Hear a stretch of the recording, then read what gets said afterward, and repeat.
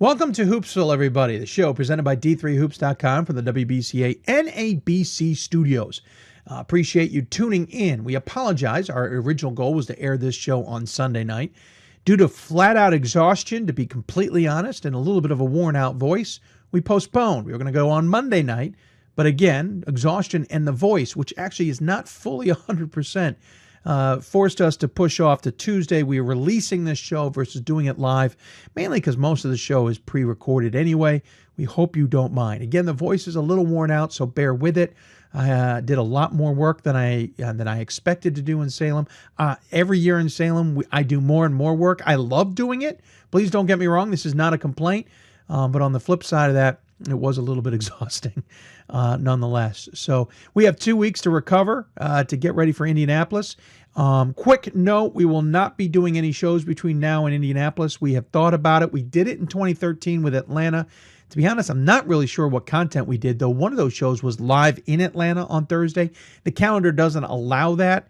So instead of being able to do a special show with coaches coming in who are in the area, especially with D3 roots, et cetera, isn't available in Indianapolis because we won't even be getting there until the weekend on Saturday or Sunday anyway. So it just doesn't feel as part of it. We might do something briefly out there as a quick little recording of the experience before Monday's championship, but that's all in the air. For as far as real shows, this is the last real show we will put together. We will put a recap together out there. I know Gordon and I will be out there. Justin Sweeney will be joining me. I believe Adam Turer. We'll try and do something while we're out there. So we'll look for that down the road, but for right now, we don't have any plans to do any Hoopsville shows. If you have questions for us, if you want to hear our opinions on something, feel free to join us on Twitter at D3Hoopsville and hashtag Hoopsville. You can email us, hoopsville at D3Hoops.com, and join us on Facebook, facebook.com/Hoopsville. We're also on Instagram at D3Hoopsville as well. Let's go back quickly to Salem. A wonderful championship weekend. All the games decided by a scant 13 total points. Last second shot for Amherst to try and beat Benedictine. St. Thomas certainly had a little bit of an easier way with Christopher Newport point spreads wise, but the captains were in that, made a nice little run on them as well. And then the championship game certainly came down to the end. Hats off to St. Thomas for beating the number 1, the number 2, and the number 4 teams in the last 3 games. Not in that order. It was number 1, number 4, number 2 in the last 3 games of the tournament to earn that championship, especially given Benedictine their final loss of the season. That was certainly impressive, to say the least. St. Thomas adjusted to everybody. I thought they did an amazing job of packing it in, shutting down Marcus Carter, shutting down transition play for Christopher Newport. Christopher Newport, when we saw them get into transition, when we saw them get St. Thomas on their heels, were clearly a good team, deserved to be there, and made some awesome runs. Carter didn't take a shot until a free throw in the second part of the second half. He ended up with 10 points, all in a spurt of a few minutes where he just caught fire, though he was also in foul trouble, which I think was a big factor. McFarland had a pretty good game coming off the bench. Would love to have seen him get more minutes, but who knows what else is going on there. Thought Ben Watkins starting the game was a nice touch by John Krikorian, and then on top of that, I thought he had a nice spark to the team, though late, kind of committed a foul that was unfortunate, just bad timing more than anything. Certainly the emotions of it, though, were strong for him. But all in all, thought it was a terrific weekend of basketball. Amherst, I think, of the 4 teams, was not, believe it or not, the most experienced team. I know they've been there 3 of the last 4 years, but let's be honest, most of the guys who were there 2 years ago were not playing this, or were not playing then as they are now. Connor Green was a bit of a wild card. Nothing against Connor. Thought he had a wonderful career, but we kind of saw what his drawbacks are in that semifinal. Case in point, down 4, or was it down 2? I'm sorry, down 2. What ended up being the second to last possession. He puts up early an off-balance three-pointer trying to go for the glory that missed long. I think it was an ill-advised shot. There were guys in his way. I think they needed to look at running for a better option there. He forced it. That gave the ball back to Benedictine, who was able to extend the lead to 3. Granted, Green got another look at it, a very good look at it, similar circumstances on the last shot to try and force overtime. But I think the damage had been done by that point. I don't think that's the look the Amherst team really wanted on the second to last possession. That being said, certainly held their own against Benedictine and played very well, though Benedictine shot horribly in that game. But it was a terrific Final Four, and we will talk much more about that as the show goes on.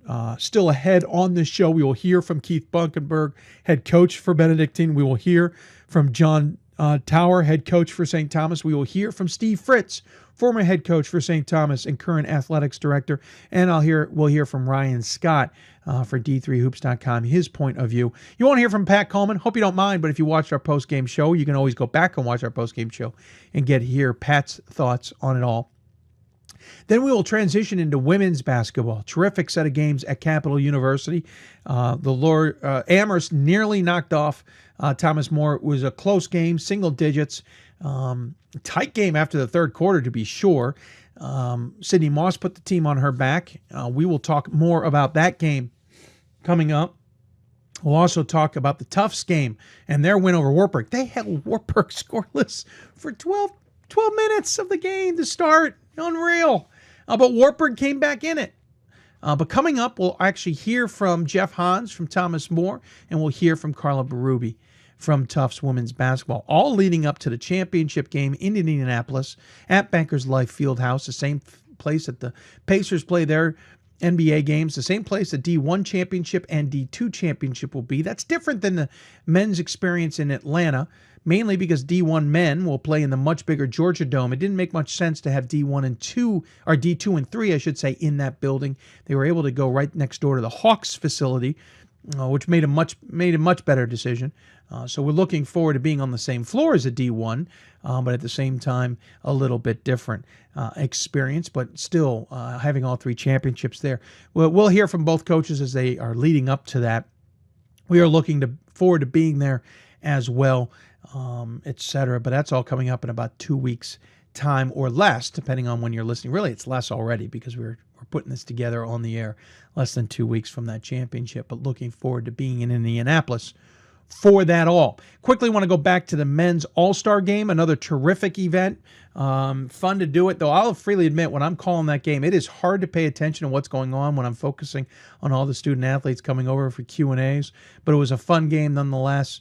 High scoring, though, as one person pointed out, a guy in that game from Lynchburg was unable they didn't meet the point total of the Lynchburg Roanoke game after even regulation. That game ended 134-134. This game did not. Tells you a little bit about how competitive that Lynchburg game really was against Roanoke at Lynchburg. So nonetheless, it was a great event. The NABC certainly does a good job with that. Glad to see it get its attention.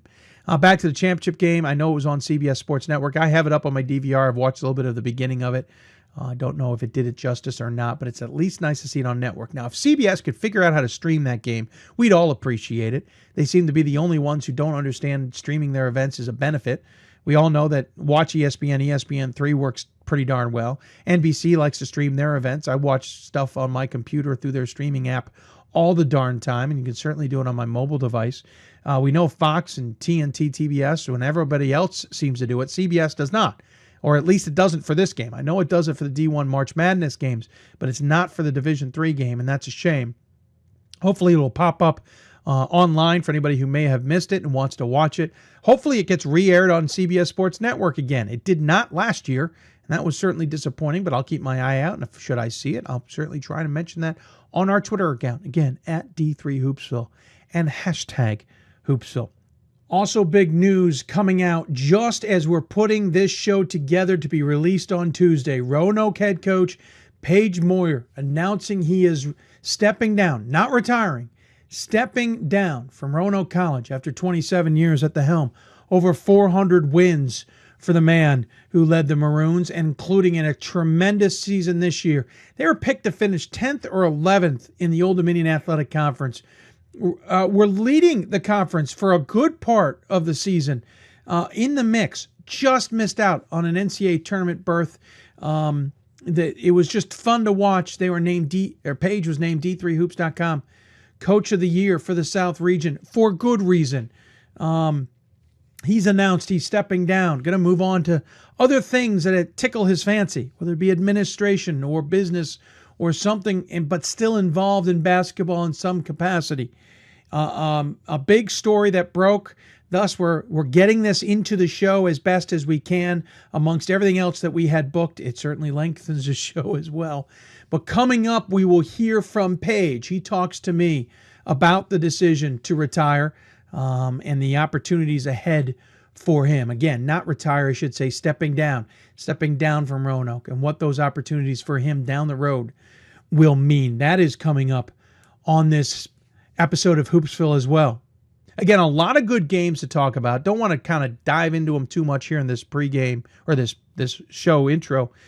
We'll plenty get more on them as we talk to coaches and others throughout the show.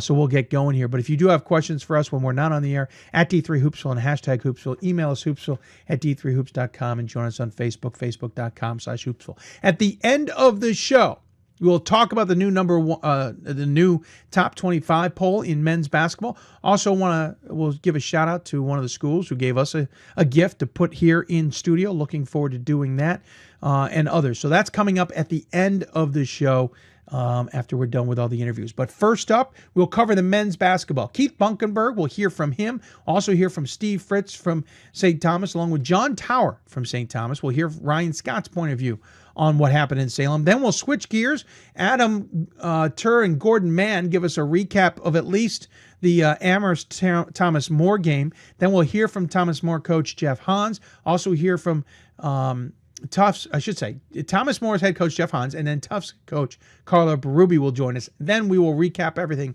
and get ourselves ready for Indianapolis. That's all ahead here on Hoopsville, presented by D3Hoops.com. Currently from the WBCA NABC studios, we will tap out to Salem a few times, but then cover the rest of the show from here. Thanks for tuning into this special show. We hope you enjoy it. We'll be back with more, starting with the thoughts of Benedictine on a tough loss and a tough end of an incredible season. You're listening to Hoopsville, presented by D3Hoops.com. More from the studios and from Salem coming up next. College basketball lives in Kansas City at the College Basketball Experience at Sprint Center. The College Basketball Experience is the place to get your game on. It's not a museum, it's an experience you won't forget. Discover the history of the game in the National Collegiate Basketball Hall of Fame, featuring the Gallery of Honor, Mentor Circle, and Honor Theater. Suit up in the latest CBE logoed Nike gear at the CBE Hoop Shop. Elevate your game today and visit the house that college basketball built. Division III schools offer academic scholarships instead of athletic scholarships. This really puts the focus that the student athlete needs to maintain that GPA. I did receive a non-athletic scholarship upon entering school. I got the presidential scholarship, which was huge for me. I think there's more opportunities for academic scholarships in Division III. A lot of people pick schools just based on the sport and don't get that experience. Being a Division III athlete and developing my leadership skills has definitely put my name out there and helped me get more recognition on campus, but more recognition nationwide. I did win the Jostens Trophy, which is based on leadership, academics, and then how well you do on the court. I'm also the Schwartz Scholar of my class. Schwartz Scholarship is basically a scholarship that is given to a student who's identified as a likely leader. At the end of the day, it won't matter how they play on the field, it will matter how they do in the classroom.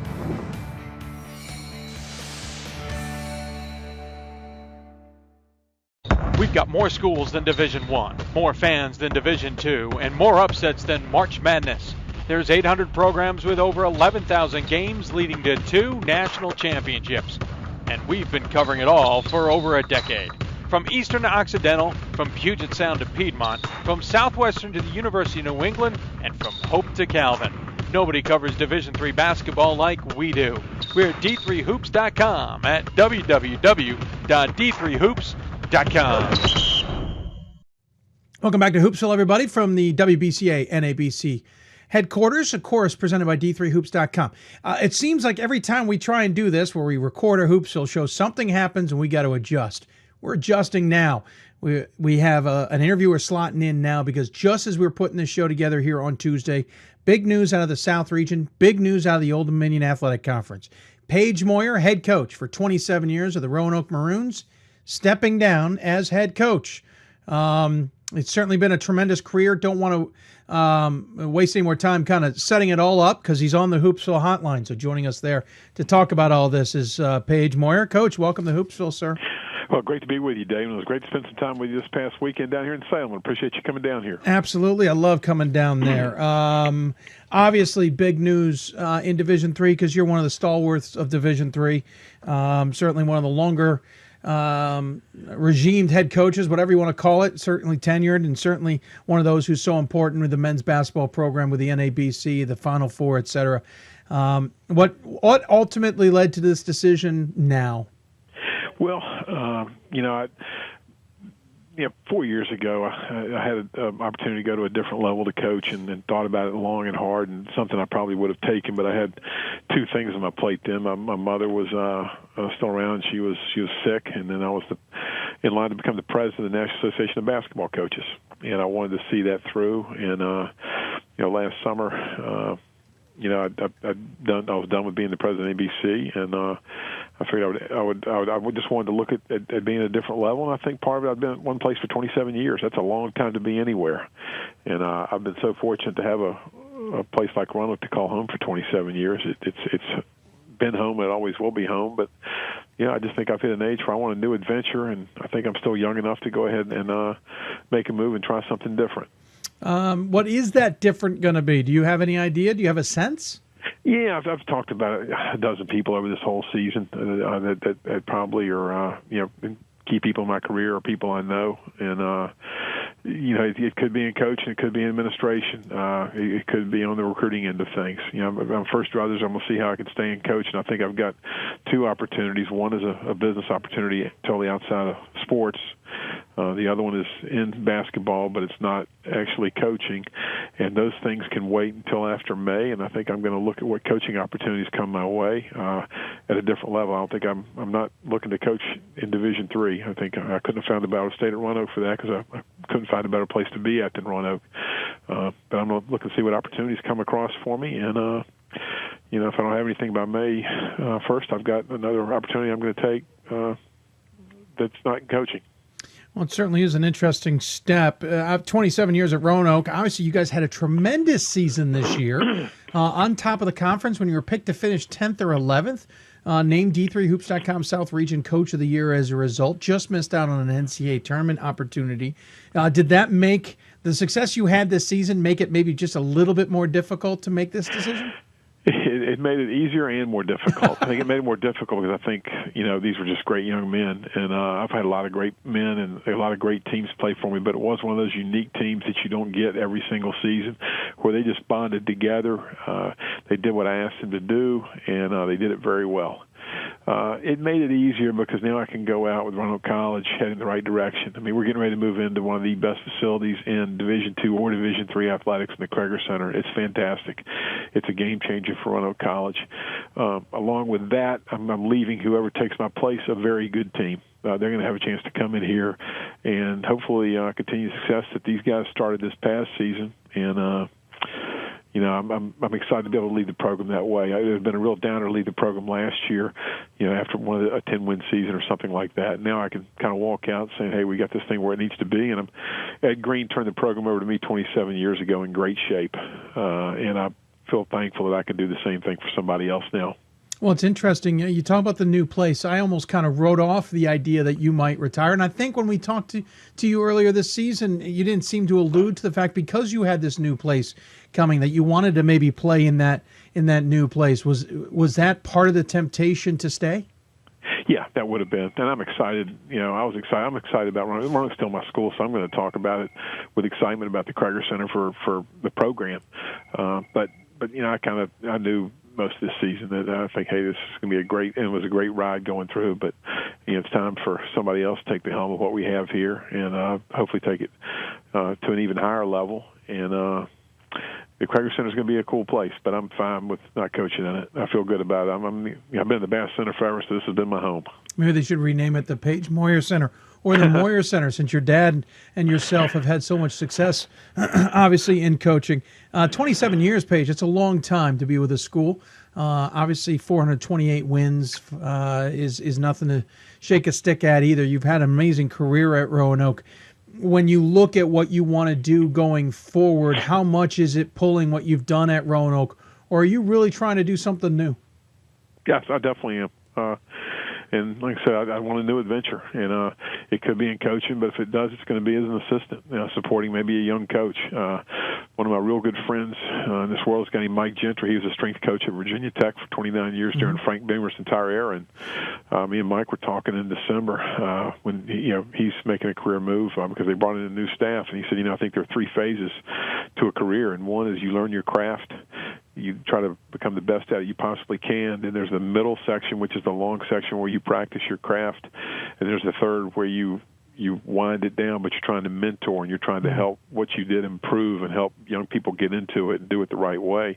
And I think I'm phasing into that third stage, and I'd like to be a support person and assistant if I stay in this, or even be in athletic administration. I mean, a AD's job at the right school would appeal to me.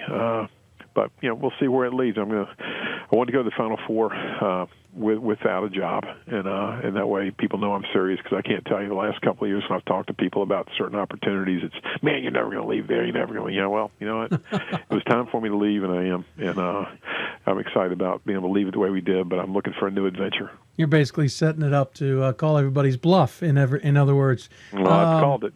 Yeah, pretty much. How much is this also timed with your departure for the NABC board? You were president last year. This year you were president emeritus, basically in a kind of a secretarial stepping away way. You don't have any more responsibilities with the NABC. Was it also timed with that so that when you're stepping away from that, you're also stepping away from the program?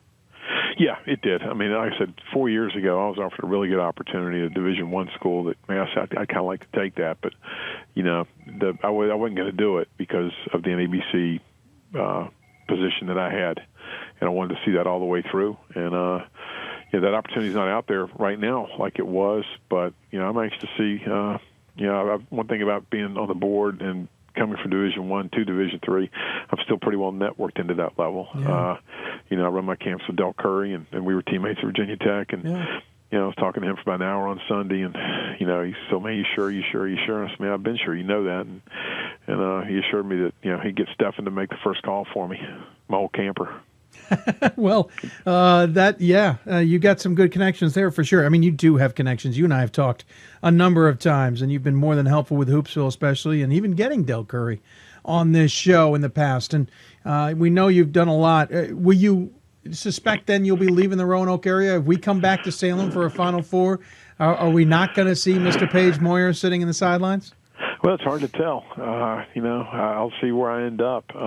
If I end up in the business world, I will probably still be here in the Roanoke area. So I'll be volunteering, and I'll be down probably wearing a coat and tie down there at Awful Arthurs and yanking it off for the initial Thursday of the D3 Final Four. Yeah. That's one thing I know, the stepping away from it is one of the most enjoyable weekends. It's almost like Christmas for me to have my basketball friends come in and us hang out. And the first weekend of the tournament's like Christmas, but it lasts 4 days.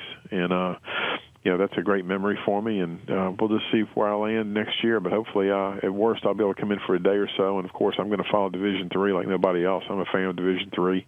Have so many good memories and coaches and just colleagues like yourself that I know and love and look forward to following. And that's a great thing about our social media in our world, that you can do it easily. Yeah, that is a fair point. Paige, you've been instrumental in the growth of Hoopsville. People don't realize it behind the scenes. You and the NABC certainly have been pushing the show along and helping us along the way, and I certainly appreciate it. I don't want to tip my hat to you. I know you've got to get going with something else, but I wanted to get a chance to get you on today's show before we released it. So thanks for finding the time. But really a heartfelt thank you to you and the NABC for your help. As always, we give the coach the final word. I think it feels appropriate now to give you the final word. Any final thoughts for those who are tuning in? Well, first off, again, thanks for what you and D3 Hoops do for Division III basketball and giving us just a tremendous platform. And I wish everybody in Division III in the basketball community the best. I've had an unbelievable run, but as Al McGuire once said, hey, sometimes the carnival's closed, the circus closes up, and now's the time for me, and I look forward to what the future holds, but also look forward to maintaining my friendships and love of Division III and follow it very intently. Hopefully the Maroons will be a topic for your show many times in the future. I'm sure they will. Congratulations, sir, and good luck. Thank you. Appreciate it, Dave. Paige Moyer joining us on the Hoopsville Hotline. Paige Moyer once again joining us on the Hoopsville Hotline. Want to thank him for coming on very last minute there, sneaking him in so we could get this segment on the show. It would be horrible to release a show and have missed that kind of news.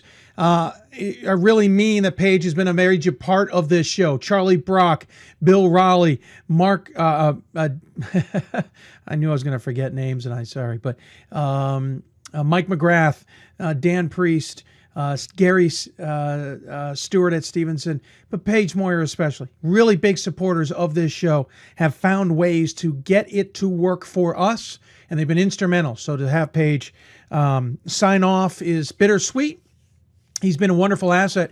Kicking myself because I had a chance to go see him on Sunday, and I would have had a better chance to say congratulations to him then. But tremendous career for him. He and his dad combined, tremendous career. Sounds like he's got great things ahead of him, and we wish him the best. We'll keep in touch with him. Maybe we'll get him on a Hoopsville Marathon show down the road to see what he's up to these days. But congratulations to him. Roanoke will be looking for its, fourth ever coach, I think, in program history. The first coach in 27, 28 years. So tremendous length of tenure there for Paige Moyer.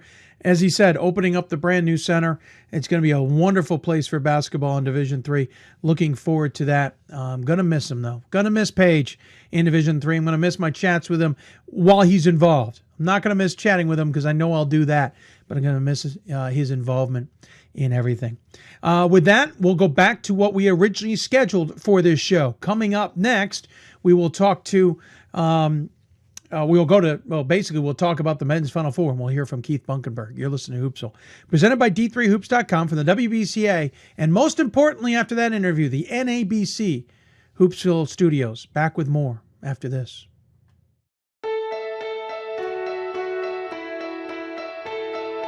For the love of the game. That's what it's all about, they say. But for those of us who are Division III student athletes, it's more than that, a lot more. Sure, the game is important, but as we work so hard to build both mind and body, it's more about team and the schools and communities we represent. And for the many of us blessed with the strength to compete in sport at the college level, we understand that with what we were given comes a special obligation. An obligation not merely to work towards a personal best in the classroom or in the sport we love, but rather an obligation to help those who have their own special needs and whose love for the game is no less intense.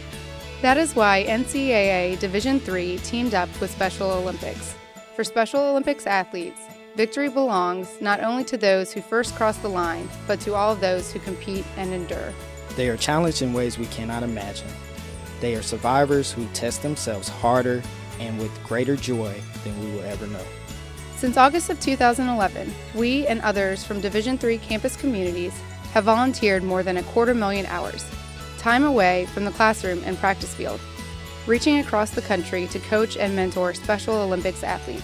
And to learn, as we all do, that in giving we receive so much more in return. Sport ennobles us. And in giving the gift of sport to those for whom it seemed an impossible dream, we are working to make this a better world. Help us keep that dream alive. Be part of it. Get involved. You can make a difference. Welcome back to Hoopsville, everybody. We are in studio for this part of the show. We appreciate us for joining us as we're just getting underway. Again, apologies for not being able to do this show live Sunday or Monday. We hope you understand. But if you're watching the show or listening to the archives or listening on podcast, for example, we appreciate it. You can always follow us on Twitter at D3Hoopsville or hashtag Hoopsville. Email us, hoopsville at D3Hoops.com. Join us on Facebook, facebook.com/Hoopsville. And, of course, on Instagram at D3Hoopsville as well.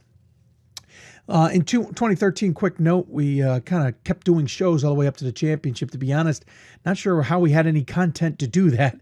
We are not doing that with the women, so we're going to use this show as our bridge to Indianapolis. However, we're going to be talking about the women still to come. We're going to now talk about the men, get that championship underway, or really get that coverage taken care of here for you.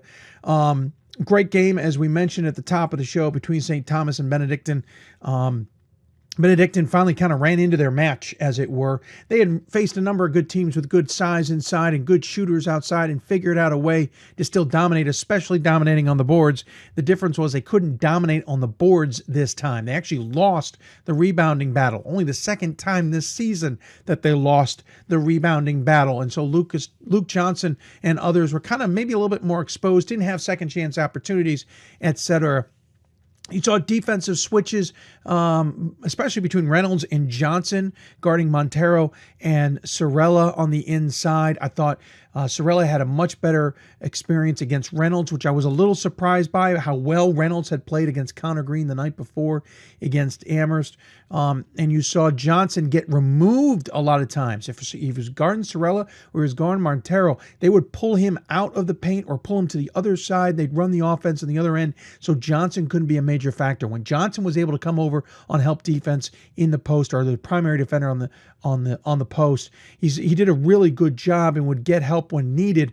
It was when they ISO'd with him on the other side that they had a lot of success, especially Sorella against Reynolds.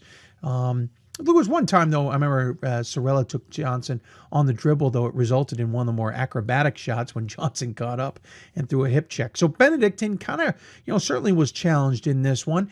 I don't know if the whole weekend got to them or not. They didn't have a great shooting night against Amherst. They didn't have a good shooting first half, really first 10 minutes against St. Thomas. Finally found their shooting touch, which got them back into the game.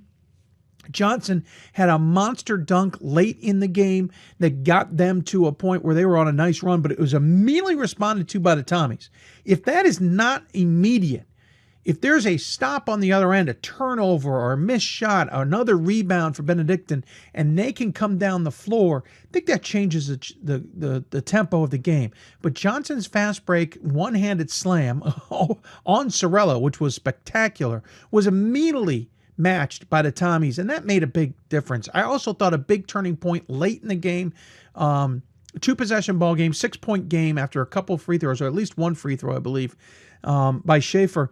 Dotson comes down the floor. Now, their number one guy, Hayden's out due to foul trouble, so Dotson's got the ball in his hands.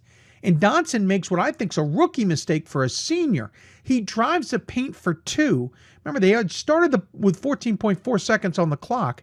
He drives the paint, gets 2 easy points with 8.8 seconds on the clock. The problem there was it doesn't change the equation of the game. It's still a 2-possession ball game. They still now have to trap or foul. I think you need to look for the 3 and take the 2 as a second chance opportunity. I think you have to look for a 3-pointer there, and Dotson didn't look for that. Dotson drove immediately for the paint. St. Thomas, granted, had good defense on the perimeter, but they hadn't gotten a look. Nobody looked for that first. Dotson drove first. And I think that was a big point, because 2-possession ball game, they had fought to that within 14.4. Anything's possible with a shot by Olsen. Even Johnson could have hit a 3-pointer at that point in time. He had hit a couple already that game. A couple other guys could have certainly spotted up for a 3 and looked for that as an option. Even Reynolds could have shot one. But instead, Dotson drove and got 2. And again, 4 points, but didn't change the 2-possession ball game scenario. Didn't make it a 1-possession ball game, which made it a little bit more difficult. So, St. Thomas gets to extend back to 6 points versus playing the 3-4-5 game, which I think changes the equation tremendously. Congratulations to St. Thomas as they went on to win, obviously, and unfortunate for Benedictine, who lost their first game of the season. Great opportunity afterward. When we did the Hoopsville post-game show, Coach Bunkenberg was willing, was receptive to coming up and joining us live on the show. Instead of trying to find him for another interview or anything, we figured it would just be better to bring you that. So here is Coach Bungenberg joining us on the Hoopsville pregame show, Pat Coleman and myself. I should say postgame show, Pat Coleman and myself. Here's what he had to say after the game. You told me in pregame, if you guys lost, you weren't hanging your heads. Losing hurts, especially when you get this far. Still hard not to hang your head, though? This group is phenomenal. They got to walk out with their heads held high. We battled the whole game. Our kids, we were down, 8-10 with 4 or 5 minutes to go or 6 minutes to go. We could have packed it in. Mm-hmm. We didn't. I think we ended up cutting it to 2 with about a little over a minute to go. We're right there. We got an opportunity to get a stop and maybe make a play. And this group has been fighting all year. No matter what the circumstance, no matter what the situation, they have been unreal. I couldn't be more proud of this group of men than I am tonight. It was certainly an impressive run just to get here in the first place. But, you guys battled in this game. You didn't have – really, you battled this weekend. You guys didn't play your best here. You can go through all the reasons of that. Mm-hmm. But what does it mean to you to even have a chance at the end, to be within a couple possessions in the end after the season you guys have gone through? Yeah, like you said, maybe we didn't play our best basketball or as good as we could. But, credit to the other teams. I mean, Amherst and St. Thomas are really good. And so they did things to kind of take some things away from us a little bit. The experience for this weekend, these guys are going to have memories for a lifetime. Yeah. And so, losing, I told them when they get older and they're telling stories to their grandkids, everything's going to be, that one play. Remember when that one play I went up for a dunk and, we only had one dunk, Luke, but we'll probably have 7 or 8 dunks by the end, by the time these guys get older. But these guys, it's hard. You do have an undefeated season going in. You'd like to finish it off. You'd like to finish it off with another win, and you're in the national title game. Let's win it. We talked about that. Let's go after it. And you never know what you're going to come back when you're going to come back. This is hard, guys. This is a hard place to get here? to. Yeah. Yes. Yeah. This is hard. And so what these guys have done, look at it. During the course of the season, we knew people didn't know who we were. How good are they? All right, they've beaten some CCIW schools. They've won some games in their league, but how good is this team? And so we've proven we're really good. Yeah, you did. We have a lot of talent. We played some of the best teams in the country, and this program's come a long way. And so I'm really happy for our kids and great support here too for the weekend. Great fan support. Great fan support. I thank those guys and our students for driving 10 hours and our administration for coming out. I mean, it's just it's been a great ride. Yeah, let me ask about that too, because obviously, as you said, great fan support here. A lot of people showed up in Salem. What does that do for the program going forward? You have so much more visibility, not just in Division III, but on your own campus, and sometimes in D3 that's hard to come by. It is. Let's keep it going. We have to do things as a staff and as a school to make sure we continue to support our programs, which we've done across the board. We've made a name for ourselves this weekend as maybe a team that can compete on a national level, and that's what we want. We've won a lot of conference titles and conference tournaments over the 20 years I've been there, but we really haven't done it on a national level. And now we've gotten there. So we get into somebody's living room or we go see a kid at a game, we say, hey, we can compete at a national level. Come play for us. Look at the games. Look at the support we've got. Look at the people that come to our game. Look at how many people are here. The atmosphere, all that we can sell. Yeah. We got a responsibility now to do that, to take us, to continue to take us on a national level. And that's my job to do that. Our coaching staff to do that. We'll see what the future holds here. Luke Johnson, let's talk about him. Named Player of the Year by D3Hoops.com at the end of the game. Didn't know if you knew that. That's why I wanted to slide that one in. Somebody told me in the media room. Had a monster dunk, had a couple huge three-pointers, almost put this team on his back. At the same time, he was still unselfish. Yeah, big players play well in big games. He did that tonight. And you guys watched him. You've watched him play Dave a couple times, and Pat, you watched him tonight. I mean, he doesn't get flustered. You know what I mean? He's not like he's not out there rah-rahing, getting really, in big situations, he can handle those. And he just epitomizes of the unselfishness, because I really feel he's a kid that can take over a game, maybe score 25, score 30 a game, but he gives it up. He gets other people involved. And he's done that all year. Tonight too. He's our third leader in assist. Yeah. He's 6'9". Yep. I call him your point guard. Yeah, right. And so we may never get a player like him again at our level or at Division III. I mean, he's just a special kid. What a great game for him tonight. Yeah, he strapped it on and almost carried us to the win. And that dunk, I just felt momentum was going our way. It was going our way. It was. And I thought St. Thomas was on our heels, and our kids were just where we were there, and just again, we just couldn't make some plays down the stretch. Before I let you go, if you don't mind me asking, what was the message to the team in the locker room? It was emotional. A lot of kids crying. You work so hard. Yeah. And we talked about it before the game. This didn't start October 15th. This started after our season last year. We started working hard after our last game last year. I just told them to be proud of what they've accomplished, the people that they've touched, the fans that have come out to this game, the people that have come to our games in the last 2 months, the experience that they've given our students. That's true. I mean, it's phenomenal, and so that's never going to be taken away from them. Just because we lost tonight doesn't take away our season, who we are. Walk out with your heads high and thank people that have helped us get here. Yeah. And really be appreciative. And so it was tough. Those are always tough, but to be that close, right? To be that close. On the doorstep. Yep, on the doorstep of winning a national title. You start thinking about every possession, every play, but I'm not going to think about it right now. I'm going to try and just get some sleep. Yeah, get some sleep. You haven't slept in a while. No, I haven't. But what a group! What a group!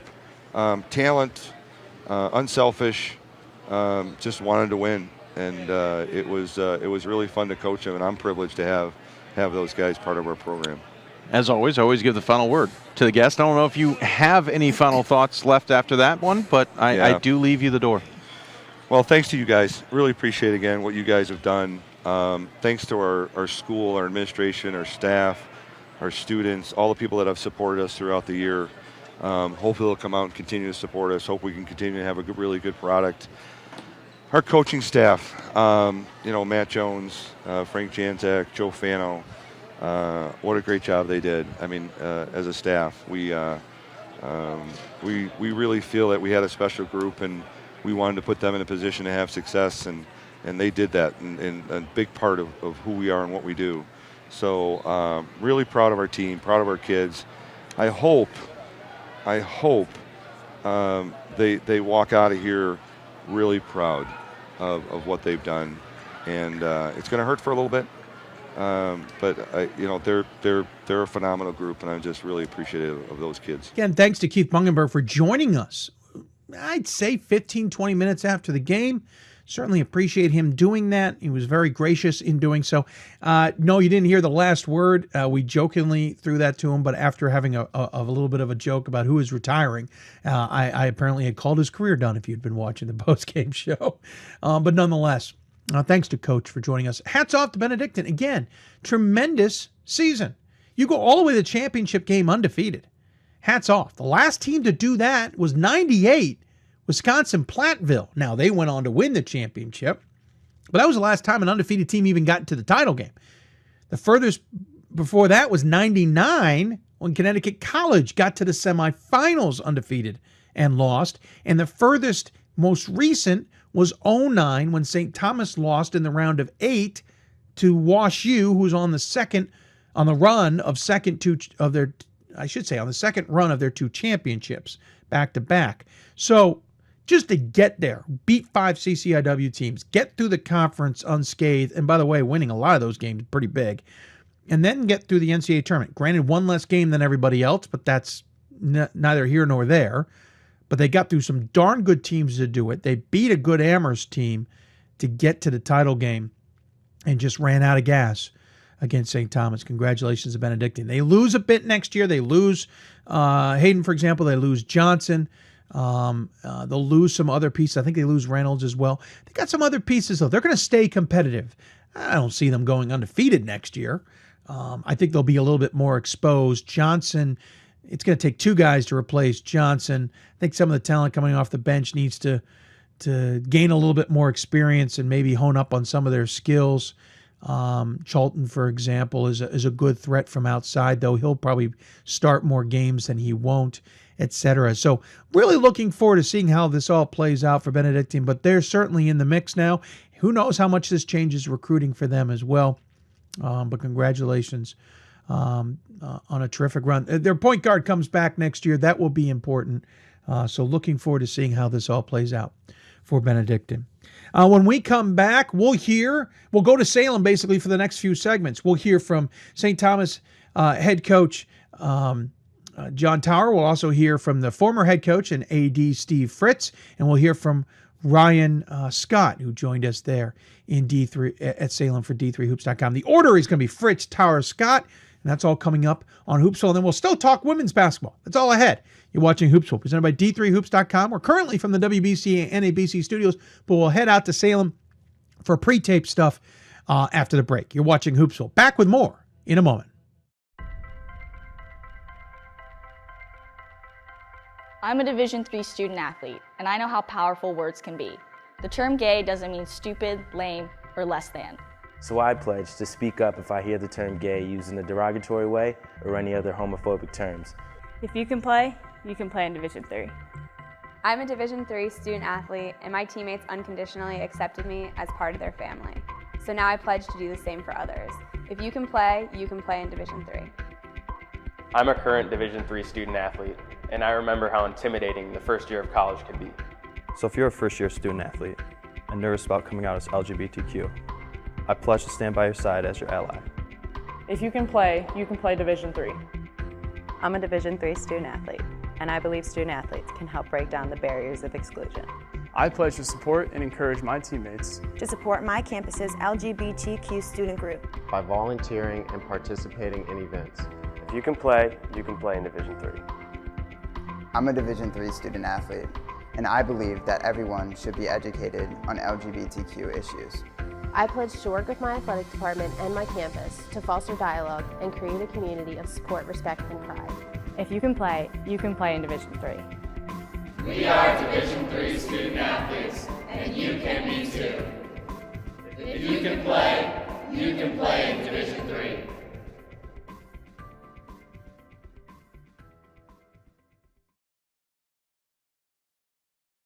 We've got more schools than Division I, more fans than Division II, and more upsets than March Madness. There's 800 programs with over 11,000 games leading to 2 national championships. And we've been covering it all for over a decade. From Eastern to Occidental, from Puget Sound to Piedmont, from Southwestern to the University of New England, and from Hope to Calvin. Nobody covers Division III basketball like we do. We're at D3Hoops.com at www.d3hoops.com. Welcome back to the Salem Civic Center. I am Dave McHugh, joined now by the athletics director at St. Thomas, former men's basketball coach as well, has his name on the floor, Steve Fritz. And you have got to be thrilled to see this championship. It's just unbelievable, Dave. It's you go a long time wondering if you can play at this level, and then have it happen twice in 5 years, and be here 3 times in 5 years. It's just unbelievable. Yeah, absolutely incredible opportunity to even get here, as you say. Obviously, you had made it to 2 championship weekends as head coach. John Turer was part of those in some capacity as a player and then as an assistant coach. Then they got back twice with him. You both have rings now. I know 13 kind of stuck in the craw for a lot of people, how good that team was. But it kind of reminded me also of 09, how good that team was. 09 was the one that I think it was good enough to win it. You know, you play WashU in the just to get here, and God, we had a pretty good position there. It had them turn it over 18 times in the first half, and then couldn't get it done. But it would have been fun to meet that game to be here. Yeah, that would have been a lot of fun. Unfortunately, that was, I think, the season of the bracket of death, and eventually we found a way to do better brackets. But kind of serendipity with this team. We'll talk to John Turer coming up about it, but the team that won in 2011 had to get through Augustana to get here. They had to win in Rock Island in the quarterfinals. So did this team. Both teams started the postseason 24-3. Both teams had really talented senior classes who had a lot of similarities to each other. You could start with Grant Schaefer and Nikolai, for example, at the guard play. Both senior classes end up with 106 wins. I think he played a CCIW game in the second round of both. I mean, there's so many things you can point to. It's eerie. Yeah, no question. Even same date. Exact same date. That's a good going point. Through Augie and to get here and to do well, you got to have certain parts, and generally it's a good senior class. We lost some key games back in 2011, and the last 6 weeks were just unbelievable. Win the last 12. This crew lost in the conference final, and I think they made up their mind that this is something they want to get to. So you really got to raise your play, and everybody's got to play well. I mean, Sorella's been just unbelievable for the last 6 weeks, and Grant and Cortez and Taylor are just, that's the kind of players you got to have, and that's the way they got to play. What's it like to watch, though? Yeah, I mean, the last time they won this one, you were part of it. Obviously, John was your assistant, but what's it like to watch a team, especially when you've been so close to go win the championship? Well, it's always more fun as a coach. There's no question. Game days that's the biggest thing I miss is the game days and the camaraderie of being around the kids and coaches and things. I don't miss travel and I'm sure a lot you don't. of those things. But just I'm just so proud of Johnny. To have a kid that played for you and such a great, he's a tremendous teacher in the classroom, and the thing. He's so far ahead of me as a coach at this age and all that. It's just unbelievable. He's a better recruiter. He's much more of a student of the game and things like that. But to see what he's doing and what the future is and things like that, makes it a lot of fun. I joked at the championship dinner. He was a student under you. He was an assistant under you. As a head coach, he's under you as an athletics director. Your name is on the court. He had a wonderful retort. He always wanted you to play better. He always wanted you to have his offense that he was responsible for to actually do something on the floor. You wanted a better product on the court, et cetera, et cetera. But at the same time, all of that, are you guys going to have to find room for John Turer on Steve Fritz court? Gee, man, I don't know. I don't have much to do with those kind of things. So but he's there'll be someday. He's got a lot of years, I hope, to lead this program, and he's such a tremendous young person and well-spoken, and just the kind of people you want representing the university and obviously this program. And obviously St. Thomas Athletics, obviously we'll take a side step here from just basketball, but St. Thomas Athletics has come a long way too. And now you've won championships in lots of different sports. One of the few that has won them, and I can't even name all the ones off the top of my head that you've won them in. But what is this to add another championship in basketball? What does that mean to what is now a pretty big legacy at St. Thomas? We're very proud of all of our sports. We have 22 sports, 11 for men and women, and we have about the same number of national championships on both sides. But one of the things we've always strived for is great balance in the program. It certainly is great right now to have the Anderson facility. It's just unbelievable. We got that's 5 years old or 6 years old now, and that's added a lot. And I'm so proud of our whole staff. We really. If there's any kind of legacy that I have over the years, it's hiring good people and let them work. And keepers, you got a Glenn Caruso in football, and you got a Johnny Turer, and Ruth Sin does such a great job with our women's program. Mm-hmm. We're over in Greensboro this weekend with both of our swimming teams, and that's something we were a long time. Nobody ever heard of us, and just doing very well. We had one young woman won 2 national championships that were there this weekend. So. And our hockey programs are strong, and all the programs just do very well, so we're thrilled. By the way, really good club lacrosse team. For any of you lacrosse fans out there, you don't want them to necessarily become a Division III program either. Yeah. That would shift the focus of lacrosse in a different direction. Yeah. Totally tongue-in-cheek and joking. I think the pressure now turns to Glenn Caruso. He's gotten his program here twice, the same 2 years that John was able to get his program here. John's over the threshold now. He's got the championship to himself. I'm sure Glenn's going to start feeling some pressure, won't he? Well, I can hardly wait for that conversation between the two. But, it's a little bit like Benedictine, too, when we talk. It really helps to be in the neighborhood. Yeah. There's a lot to this championship, and 3 weeks of playing 2 games and a lot of travel to get here and the excitement of it all. And, they went 30-0. That's got to be amazing. To be at this level undefeated it's unbelievable. So, they'll draw a lot from this, and both the times we've been here in football, we come away knowing that we're better. You still got to get over the Mount Union and so forth. But well, at least you got purple. At least you have purple. And we had a chance this year.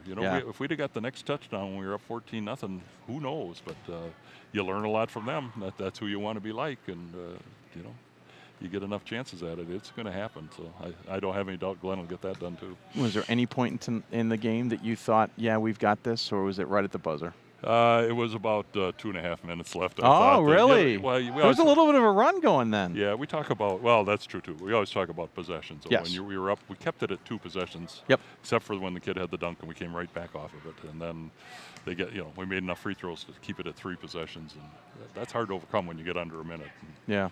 Especially the way these guys shoot free throws and take care of the ball. Yeah. So.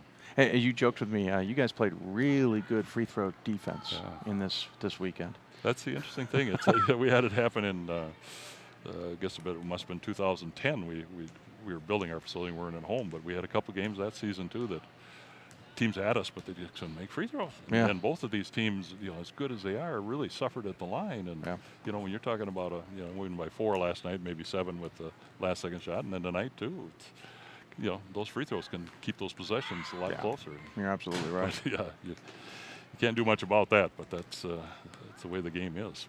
Well, congratulations to you, just as being an athletics director, of making the right hire and apparently retiring at just the right moment. Well, it does become time, and you find out, when you're doing both of the jobs that I did for a long time, that I'd be at a hockey game on Friday night thinking should be at a high school basketball game, and you just have more time to do what you should be doing. And it's when you'd be able to turn it over to John Tower, you had a good protege to turn it over to. Yeah. But congratulations on yet another national title for the Tommies.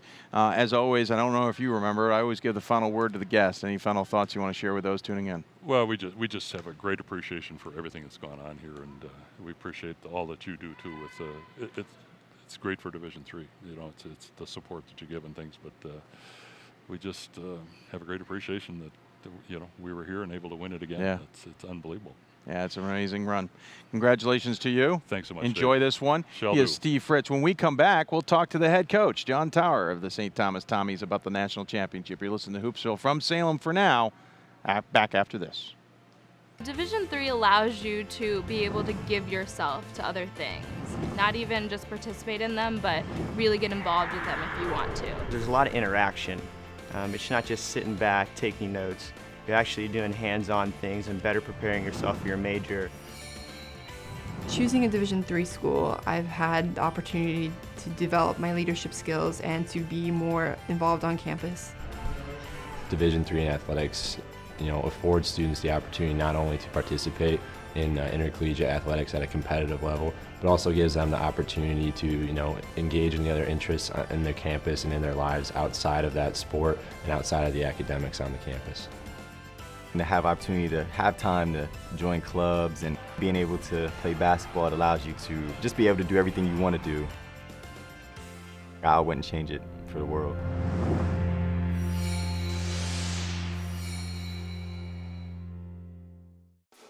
College basketball lives in Kansas City at the College Basketball Experience at Sprint Center.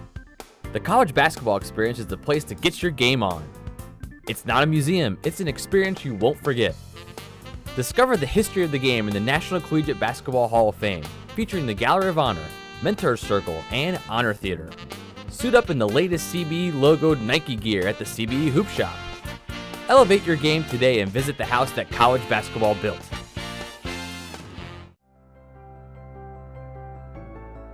It's on us. It's on all of us. And it's time to act now. It's on us to start the change. It's on us to be the change. It's on us. It's on Division III. It's on all of us to stop sexual assault.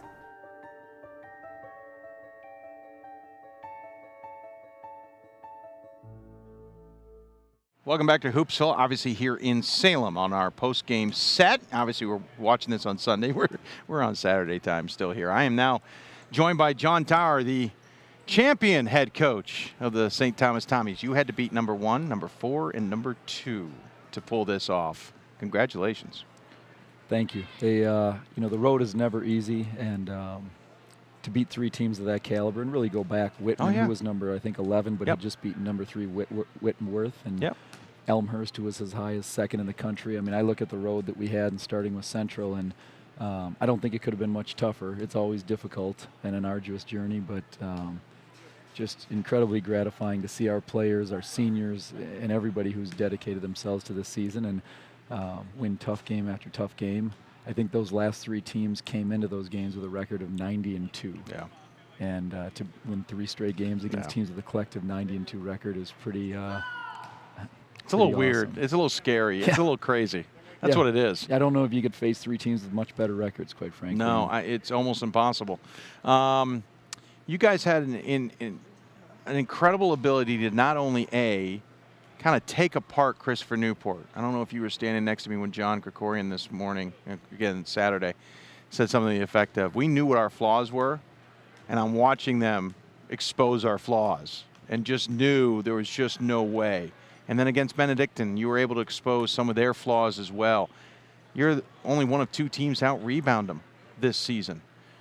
You guys just have an amazing ability to adjust to a team and shut them down. Where does that come from?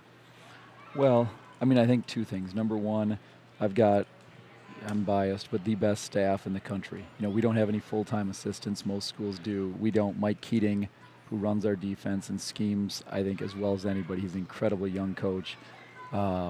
And then a guy like Jay Pivick, who's in the JUCO Hall of Fame, and his experience, and John Hughes, who's been here 25 years, and 2 young coaches, and Josh Rodenbiker and Tim Jarmus. And so the way we've divvied up responsibilities, and Mike is scheming the defense, and other guys have personnel and tendencies, I think that's a big part of it. And we would not be here without each one of them. And I think the second part is our players completely trust the game plan. You know, so we go into a game and we may say, look, if they make this shot from this zone on the court, okay, we'll live with that. And, you know, some of that, I'm a nerd, so statistically I should have been an actuarial scientist. That's what my aptitude test said as a kid. So my assistant coaches get very tired of me talking about analytics, and but our guys trust in whatever the game plan is, knowing that they know where the other 4 guys are going to be on the court. And so I think, you know, we just saw some unbelievable teams, but I think the assistant coaches' preparation combined with our players' trust in that system is probably the major factors. You had to turn around, though, in less than 24 hours to beat Augustana. You had to turn around in less than 24 hours to beat Elmhurst. You had to turn around in less than 24 hours to beat Benedictine. Where does that come from? I mean, that usually exposes your own flaws, because there's only so much that you can figure out, and there's only so much that the team can absorb. Are you guys prepping those games in the week leading up, or is that just coming in cold?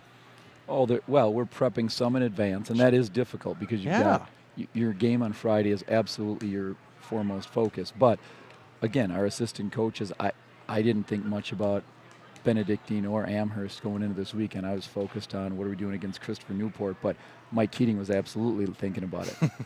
Jay Pivick, John Hughes, Josh Rodenbiker, Tim Jarmus were absolutely thinking about it. So then last night, we get going at about 11 p.m., and you and I have texted enough times at 3 a.m., yes, and I know how sleepless you are. There are a lot of long, late nights, and I don't mind. By the way, don't do that this week. I'm trying to sleep. I don't mind long nights, and I think to bed last night we probably got to bed about 4:30. In fact, funny story, Steve Fritz back in 2011, Steve likes to sleep more than I do, and he gives me grief about that. So back in 2011, we had dinner, and after beating Middlebury in the semis, and he looked at the assistant coaches and said, well, I'm going to bed. You guys will do what you do, right? And that was our preparation. That was the way we... Well, he knew he was retiring after that game anyway. So last night, he's at dinner with his wife and Don Johnson, who coached with us, and our President Sullivan, and they were in the restaurant at the hotel. And after I walked in to say hello, and I looked at him, he said, well, I'll tell you what, same thing as 5 years ago. I'm going to bed. You go do what you do. So, yeah, there's sleepless nights, but if you're passionate, I mean, I don't think I could do this another week right now. I came to the game tonight, and I had enough coffee and caffeine, and I thought, this is it. I'm absolutely fried, but this is as good as it gets. You know, Keith Bunkenburg said the same thing in our pregame show ahead of the game on Saturday. He says, I don't think our staffs can do this another week, and so I can appreciate that. You found guys in different places to step up. First off, Grant Schaefer had a wonderful weekend. He may not have put up a ton of points in the game, but, man, he found ways to get the ball to guys. Sorella did not have a good game on Friday night. Fouled out, really wasn't a factor. Obviously, Ogren stepped up in his place, but he had a pretty darn good game in the championship. And Montero certainly had a good weekend. And you had other guys who were stepping up. And, we talked about the unselfishness of all the teams here in Salem this weekend. But you guys really kind of showcased that in some way. Yeah, we've got 4 scorers who are incredible. And they could score 20 points a game if we needed them to, and they all have from time to time. And then you got guys like Jimmy Remke who can score 20 points, comes off the bench and embrace that role. Cullen Ogren last night is a Cinderella story that'll be told for years. Yes. And a guy like Ryan Bull, who's a sophomore, who's really a defensive stopper and is finding his way offensively. But, you talk about a sophomore who has a bright future. He's certainly one of them. But to go back to your question, how do we do that? I think more than anything, the guys are committed and trust that the byproduct of unselfish play and not caring who scores is, not just victories, because everybody can't win. One team wins, one team loses, and all the teams here are unselfish. But it's a fun way to play basketball. It's a lot more fun. And I thought there were a couple times tonight, not maliciously, but I thought our guys, and I think our backcourt is as good as anybody in the country, but I thought there were a couple times tonight where we played a little too much one-on-one, and it was for a reason. There were absolutely strategic reasons why, but I thought it was a little early in the shot clock. We hadn't reversed the ball yet, and I think it was after the 12-minute timeout we kind of recalibrated and got back to a little bit more patient basketball. What truly scared you about this Eagles squad? And obviously the easy answer is going to be Luke Johnson to some degree, but there's other factors in play. And did you see those moments in the game where you started to go, that's what I was worried about?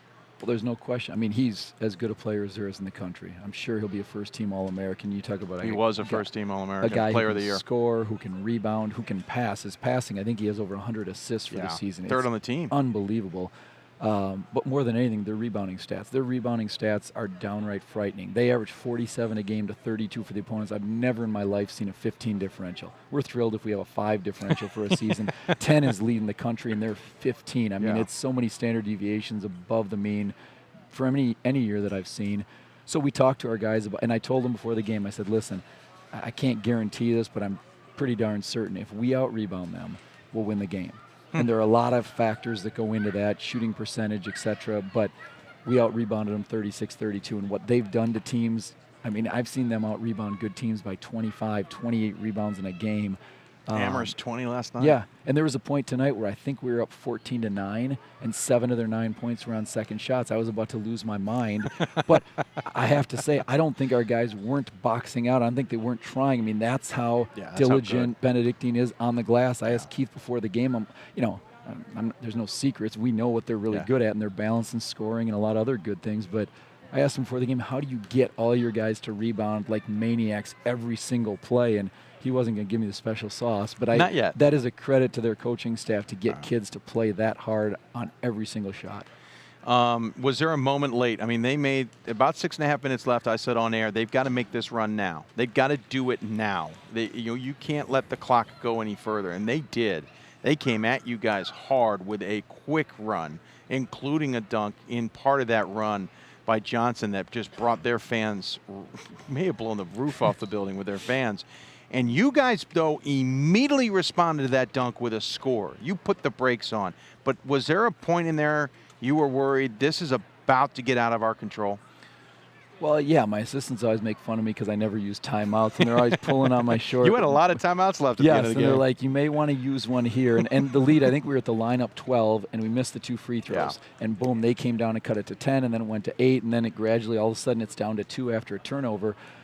I think what's characterized our team, and part of why I don't call a lot of timeouts is, there's sort of an unequivocal trust that our guys know how to play, and they're going to get, kind of back to their center point. And we did have some big baskets and made free throws, but was I concerned? Yeah, absolutely. But I also felt like it was a game of runs, and it's not going to be a blowout in a game like that. You certainly don't expect it. But I did think there were several stretches in the game where we had a chance to stretch it out to 15 points where maybe they have to play a little bit more recklessly on offense, and to their credit, they never did. They would get it right back down to 6 or 8 and be able to play possession basketball. So, it was just a really good team, a slugfest between, I think, 2 teams who defend well, yet the score was 82-76. Yeah. I think there was an interesting moment late, too. 14.5 seconds left. Schaefer missed a free throw, so you could only make it a 2-possession ball game, make it 6 at the most. Yes. Dotson came down the court and went right for the layup. 8.5 seconds left. I thought that was the key. They did not go for the 3 there to make that a 1-possession ball game. Did you feel almost a sense of this one's going to be ours because the math isn't going to work now? Well, yeah, certainly we were in a no-3 mode, although we were in no-3 modes and got a couple fouls where we gave them and ones. I think we felt comfortable. However, with 8.5 seconds left, if there's one turnover, true, all of a sudden now it gets cut to 2, they foul, and we're at the line needing to make it, or they're going to have a desperation shot. So we never quite got to that point where it was over with 30 seconds left. But I think we always did maintain enough of a cushion that we could, kind of play time and score and dictate what kind of shots that they were going to take. You got to the championship weekend as a player under Steve Fritz. You won a championship as an assistant. What's it like what's the difference in the feeling of winning a championship as a coach? Well, I mean, it hasn't necessarily sunk in. Exactly. Part of the reason you get into coaching, the real reason you get into coaching, is to try and help young guys develop as people and as students and as athletes. And so every team's different. I mean, the serendipitous part is 5 years ago we were ranked number 8 in the final D3 hoops poll. This year we're ranked number 8. We were 24-3 going into the playoffs. This year we're 24-3. We had to go through Rock Island, Illinois, and an unbelievable Augustana team in the Elite 8 both years. So you start looking at it. It gets better than that. And you say, okay, there are some similarities, right? You look at the senior class that year, how unbelievable. They won 106 games. There it is. This year's team won 106 games. Pretty cool. With a 25-game regular season, that's unbelievable. But at the end of the day, all I kept telling the guys on the court, as a coach, it's gratifying. It means a lot. But it's about these players and seeing the joy in their eyes. All week, all playoffs, we've talked about play with urgency, play with joy. And I just kept telling them, don't ever forget this moment because it goes so quickly. Yeah. And to see their hard work pay off and culminate in a national championship, as a coach, it just, it brings chills to you because it really is as good as it gets. You'll lose a little bit of this team. Obviously, you got a good core that's coming back. You also seem to have a pretty good job of rebuilding the program. Obviously, expectations will be high next year just because you won a national title. How long do you get to enjoy this, though, before you get back to work and you start focusing on next season and the recruiting trail and all that? Well, we're on spring break, and I'm going to go to Hawaii for a little bit, I think, and relax. Oh, it's a shame. But you want to take some time and let this sink in. We're going to lose a lot. Those 6 seniors and really 5 of our 7 guys in the rotation here at the end of the year. And people will be gunning for us. But that, we'll worry about that. I thought the MIAC this year prepared us incredibly well. You look at how good St. Olaf was and beat an outstanding North Central team. And they beat us in the conference finals. And I don't know if we needed that or not, but it certainly turned out and it worked out well. But there were so many good teams in the MIAC this year. And, we're going to have a lot of rebuilding to do. And our guys, 5 years ago it was very, very similar where we lost 5 guys that played a tremendous amount of minutes, and then Tommy Hannon went out with a knee injury. So really the next year we were without, 6 of our top, probably 7 guys from that team, 6 of 8, I guess. I'd probably rather enjoy this for a little while. And, you should. But we've got a lot of young guys who are chomping at the bit for their chance, and I think we'll bring in good recruits. And I don't think this will hurt recruiting either. So hopefully we'll bring in more good guys to play for the Purple and continue to have the same kind of philosophy on the court. If you don't mind me asking, what the moment at the end where you go shake Keith Bunkenberg's hand, and obviously giving them their first loss of the season, what's said in a moment like that? There's not much that can be said. We talked in the CBS meeting today about do the teams shake hands or not. And there's the brotherhood of coaching and the bond you have, whether you know somebody or not. There's a level of empathy that today. We're sitting in this meeting and they've had as good a year as you can have. Mm-hmm. They're ranked number 2 in the country. We've had a really good year. And they talked about, do you guys want to shake hands at the end of the game? Because the team that wins, and I think both of us are we never thought about it. And I think in unison, both Keith and I are like, of course we're going to shake hands. Yeah. They're going to celebrate whoever wins for 15 seconds. But then after that, honestly, my first thought was, the confetti comes down. I'm like, guys, get in line. Let's shake hands. And Keith, what he's done with their program, and it's his alma mater, like St. Thomas is mine. Yeah. Quite frankly, it takes a little luster off it for a few seconds because the empathy, we've all been there in those painful losses, and they're an incredible team. Well, I appreciate you coming on and talking about this. Congratulations on the second championship for St. Thomas and your first as head coach. Very impressive run to get it done, to say the least. As always, as you know, I give the coach the final word. Any final thoughts you want to share with those tuning in? First off, thanks to D3 Hoops. You guys are you've been a catalyst, I think, for what goes on nationally in so many ways. Good changes in how I think the tournament is run, not to mention the way that there's an interconnectedness across the nation. So thank you. Thank you to all our St. Thomas fans. We had a tremendous turnout here this weekend, and our parents, family, friends. My sons, Jack and Adam, were here. My parents got a chance to be here. My sons weren't here in 2011, so I promised them, and they weren't here in 2013, so I promised them if we get back, they would be here. And, I think the other thing is our guys are just, they epitomize student athletes that care about one another. They flew a young kid out here who would never be able to come out here, and they said, Coach, we want to pay for him to come out here, their own money. I mean, it's just, they do things like that. So they're really, when we talk about student athletes and having big hearts, I couldn't be more blessed than to coach these guys. Well, congratulations again. I mean it. Thank you very much for joining me here. Coach John Turer of the champion St. Thomas Tommies. When we come back, Ryan Scott joins me to give his perspective on the weekend in Salem. More Hoopsville when we return. I used to never really talk. Ever. I was scared and shy. It was hard to look at people's faces. I was afraid if I said something wrong, everyone would laugh at me. But then I started to play golf with Special Olympics.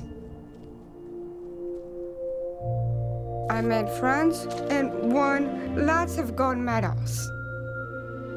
But I learned more than just playing golf. Special Olympics helped me to find my voice.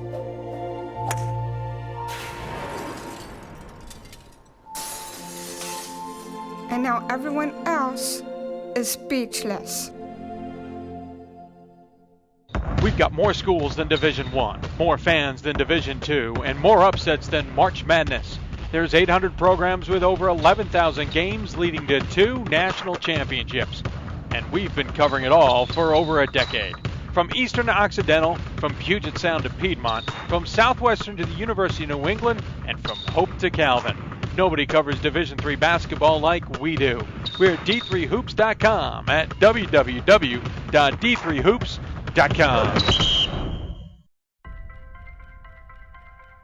I'm a Division III student athlete, and I know how powerful words can be. The term gay doesn't mean stupid, lame, or less than. So I pledge to speak up if I hear the term gay used in a derogatory way or any other homophobic terms. If you can play in Division III. I'm a Division III student athlete, and my teammates unconditionally accepted me as part of their family. So now I pledge to do the same for others. If you can play in Division III. Welcome back to Hoopsville in Salem. We will be going back to the studio nonetheless. Don't forget, you can follow us on Hoopsville at D3 Hoopsville on Twitter. And I'm going to start that over because that was the most botched. You can follow us at Hoopsville. That made no sense.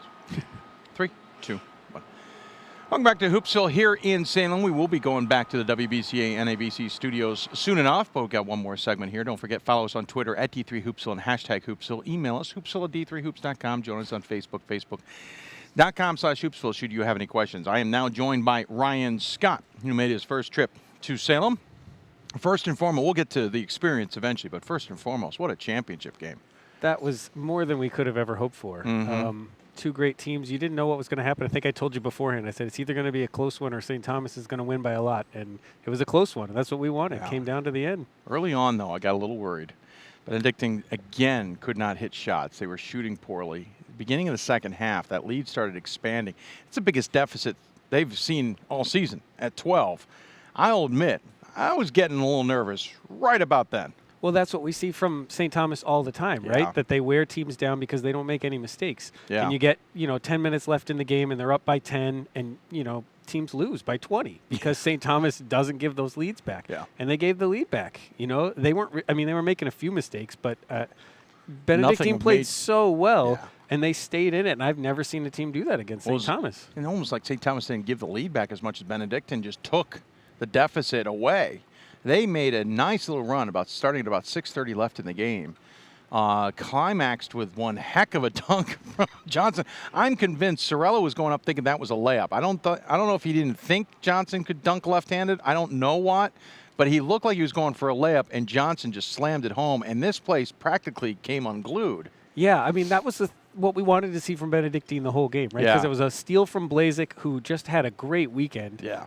But it came in spurts, He'd have 10 minutes here and 10 minutes there. And if they had put together, one whole game like that, I think they could have just been the dominant team that, certainly their fans thought they were. Yeah, agreed. And then it came down, the other big moment I thought was with 14 and a half seconds left, only up 6. I think it was off a missed free throw, but I can't remember. It may have been off a made free throw. It doesn't matter. The point that Dodson came down the floor, that's not necessarily the guy who wants the ball, but the guy you want having the ball is parked on the bench out of the game due to foul trouble. And Dodson drives the lane to get 2, 8.5 seconds left. I felt you needed a 3-point effort at least there because you're not changing the 2-possession ball game with a layup. Well, I mean, that's the typical thought, right? But they continued to prove that they were getting their chances. He came back down, and they missed 2 or 3 in that last, 30 seconds that would have had them right back in the game. They weren't taking those shots. And I want to say for Dodson, one of the seniors on this team who hasn't had a lot of run, he played great in that second half. Part of that run back, Harvey was out, and Dodson stepped right up, scored the points. I thought it was interesting. There's only 3 seniors on that Benedictine team. It's the only 3 guys in double figures in this game. Interestingly enough, yeah. Dodson had some interesting decisions, but you're right. He got a couple to fall late that really started to change things. Johnson certainly stepped up. 21 points, 11 rebounds. He just wouldn't quit, and he had a heck of a battle with Sorella. I was enjoying that. At one point, they gave him a break defensively and put Reynolds on him, and I thought that was a nice switch. But when that wore out, they put Johnson back there, and it just ratcheted it up another level. That was a fun game to watch, the inside games, both sides of the court. And that's, I think, the difference between sort of experience and inexperience. Benedictine came in, and they gave us that game for 30 minutes. But the first 10 minutes, they looked pretty lost. Yeah. They weren't getting the ball down low. Not jitters necessarily, but they don't have the same experience that the St. Thomas team does. They don't play the same level of competition night in and night out, and I think that showed a little bit at the beginning. What we saw at the end, were 2 fantastic teams going back and forth at each other. And if St. Thomas hadn't had that lead already, oh yeah, you're absolutely right. If that was a tighter lead, that's a different outcome, or at least makes it interesting down to the end. Interesting weekend altogether. Pat mentioned it on the post game show. 13 total points were the difference in the 3 games. I mean, we had a near buzzer beater from Amherst. It was a tight game, obviously, in the championship. It was 3 well fought games. Yeah, and I think that's the sort of parity we saw throughout the whole season, the whole tournament. We had a team, like Worcester that nobody thought much of that made it all the way to the Elite 8, and they won those games and they earned those wins. Yeah. And you saw that across. Marietta lost early, and that was a dominant team. And it's what you're seeing now is you don't just have 3 or 4 teams that are better than everybody else. You have probably 8 or 10 teams that could have performed just as well in Salem had they gotten here. And it's nothing but good for D3. Christopher Newport could make another run. Yeah. Let's be honest. You can't count out St. Thomas. Amherst is going to reload, and they lose Connor Green, certainly, but they've got everybody else pretty much back. And even Benedictine loses a few key players, but it's not like they're out of the mix now. I'm not saying all 4 of them are making a run to Salem next year necessarily. I just mean none of them are going away. No, you can't count them out. Obviously, I mean, Luke Johnson is a huge player, and he really took this game on, down the stretch. It was a little too much for him to do by himself. Yeah. But, the experience here, I think, will really serve them well. They've got good bigs coming back, guys who can pick up that scoring slack. Johnson is a great player, but he didn't score a ton of points for this team, and I think, they'll be able to get back. Christopher Newport is bringing back at least their top 5 guys. Yeah. And the experience for both of those teams, I think, will really propel them next season. So your first trip to Salem, what did you think of the experience, sir? Oh, it was awesome. You couldn't have gotten a better championship game. That's true. Whatever else happened, is going to pale in comparison to being able to sit there for that. But yeah, getting to talk to some of the guys for the All-Star game, just the experience that Salem rolls out. I mean, this feels like a tournament atmosphere. Yeah. The arena's the perfect size. Tonight, you know, we had people sitting all the way to the top row of seats. It was full. We didn't know if that would happen, you know, after Christopher Newport brought a big crowd, and we didn't know if they would all go home. But those seats were filled up again, and you know, the town's great, the hotel's great, the people take care of us really well, and it's an experience like you wouldn't necessarily expect at D3, and that's a really cool thing. I know you've been around Division III a long time, former player, and now kind of transitioned from being on the boards to writing stuff for our website. Now you're getting more and more into this as we drag you more and more into this. Your thoughts on the season? I do have to say I was not a player. Well, I'm a terrible basketball player, but I did follow the team around probably obsessively when I was in school. I meant to say near player. Near player? Because you were near players. Anyone? Yeah, I was near the players. That's probably the best way to put it. Just being a part of D3, it's the atmosphere and experience. You know, the fact that these kids are paying to go to school, you know, and they chose the school because it's the atmosphere and the place they want to have to form themselves as people later on. You know, you'll see the story that went up on the website about St. Thomas, and that was all about the character of these guys. Don't think any of them were on the All-American teams. Nope. But they still won this title, and probably 3 or 4 of those guys could have been, but they sacrifice to be on this team. You know, Tower says he was bragging that they've never had a player score 15 points per game in the last 8 years, because that's not the style they play, but they play together, and that's what you see across D3. Guys playing for each other and girls playing for each other, and that's why I love it. I've been resisting the urge, but it was kind of cool to know that St. Thomas started their season basically at the Hoopsville Classic, where you got a chance to see him and I got a chance to see him. I'm amazed. I guess I'm not amazed, but I'm impressed with how much they grew. They were good there, and they grew into an even better team as the season progressed. Well, and that's what you hope for, right? Yeah, you see all these teams at the beginning of the year that you say, oh, this team, you know, if they put this together, they put that together, could be really good. And that's what we saw about St. Thomas. But you don't put too much stock in it because, you know, it doesn't happen that often. It's hard to win all these games. It's hard to get the chemistry right. But they did it. And it was exciting to see the growth from the beginning of the year. You know, what would we say? Maybe a top 5 team at the beginning of the year. And clearly the best team in the country in March. Yeah, I mean, slid a little bit with that loss in the conference tournament game. And that's basically because everybody else was winning. It's hard to really keep them where they were. But yeah, they certainly lived up to the billing, as it were. Your thoughts as we head into the offseason? I know it's hard to put a pulse on what next season will bring, but I don't want to ask you that. But your thoughts on where Division III basketball sits as we head into the offseason? I think it's going to be exciting. You know, we had a few teams this year. St. Thomas, obviously, Augustana, Elmhurst had a lot of seniors, but I was surprised by how many teams were playing a lot of underclassmen. Yeah. And I am just super excited, both for our region, the Mid-Atlantic that I cover. You know, there's Susquehanna and some of the landmark teams were the only ones that had seniors. Everybody else was playing underclassmen. And I think that's true across the country. I'm just looking forward to how great it's going to be again next year. Yeah, I can't imagine it's not going to be fun again next year as we march our way to Salem yet again. As always, I give my guests the final word. Sir, any final thoughts? Well, I just want to thank Salem, first of all, but you and Pat for having me down here and making me a part of this. And I was sort of planning to try and make it next year, but thanks to my wife for taking a day off of work on Friday so I could get down here and experience that this year. You might want to pencil that in next year, my dear. Yeah, well, we were already planning for next year, so this will be will be good. And yeah, it couldn't have been a better experience from D3 basketball. I mean, this is why we follow it, why we watch it. And even the Benedictine fans that we sat in front of that were yelling and screaming and complaining the whole night had really great response at the end of the game. And were clapping and cheering and respectful. He even took the time to try and explain to him why some of the calls were okay. That was you took that. Well, that was me. That was the guy I was in college. No. I was near the players. Too. Yeah. So you know, I understand that, and it's always fun. Makes me feel a little younger. I forget that. I'm getting old when I can talk to these fans, and that experience is what everyone's looking for, and that's what I love about it. Well, I know that feeling too. Well, I appreciate you coming here. Thanks for joining us on the air. Really appreciate you taking the time as well. When we come back, we'll switch our focus to the women, find out who's marching on to play 16 days later in Indianapolis. We'll get a recap of that.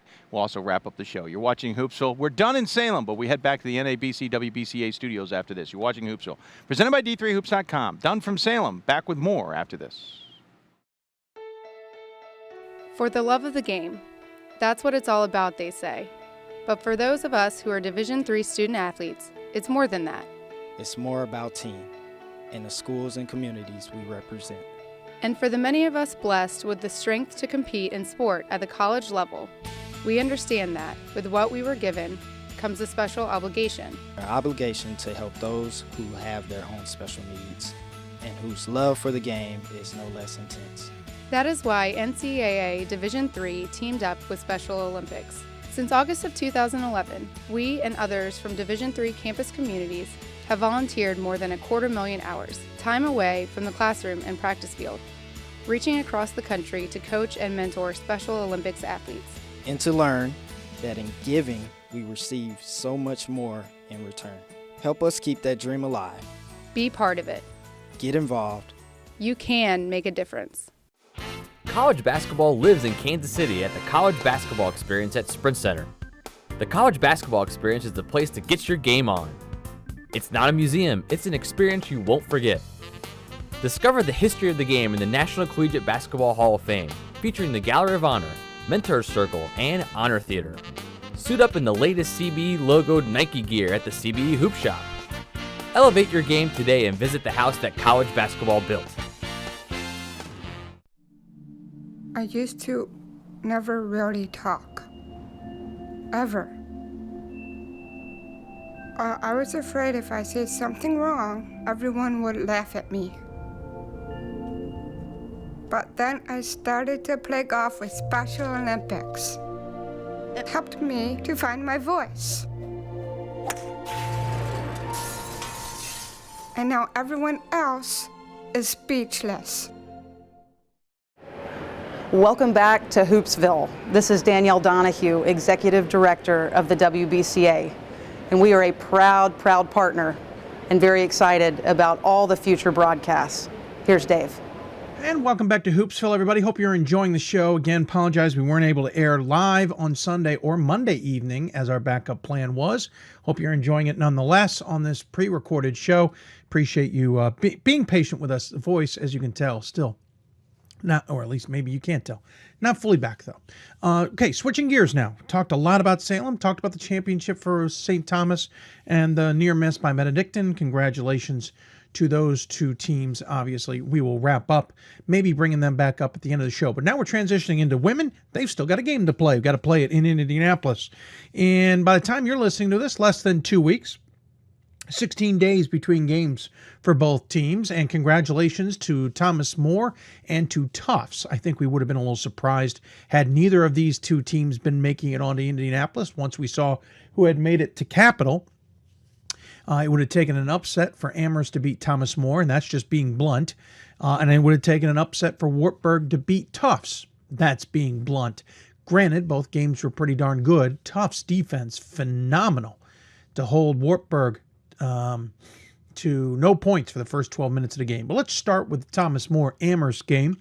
Thomas More moving on due to their closest game of the season in Division III. Not a surprise. You knew GP Gromacki and the Amherst women's team would be ready for Thomas More. You knew that GP was going to put some good game plan together. Interestingly enough, it was Sydney Moss basically putting the team basically on her shoulders in the second half of that game. Something she hasn't had to do a lot of, not that she's necessarily decreed to do it, but did it nonetheless. But I didn't have as good a vantage point as Gordon Mann and Adam Turer did for this game.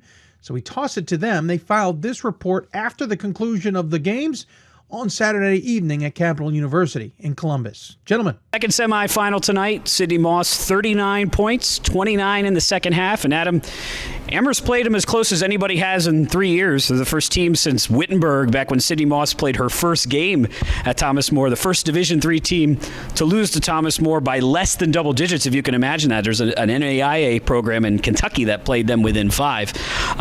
But tonight, when the Saints needed Sydney Moss to take over, she did. Absolutely, especially in the second half. Amherst did everything they could do to keep up with them. They slowed the transition game down. Thomas Moore has 0 fast break points, which I don't know has happened in the Moss era. I'm guessing it hasn't, the way they love to get out and run in transition.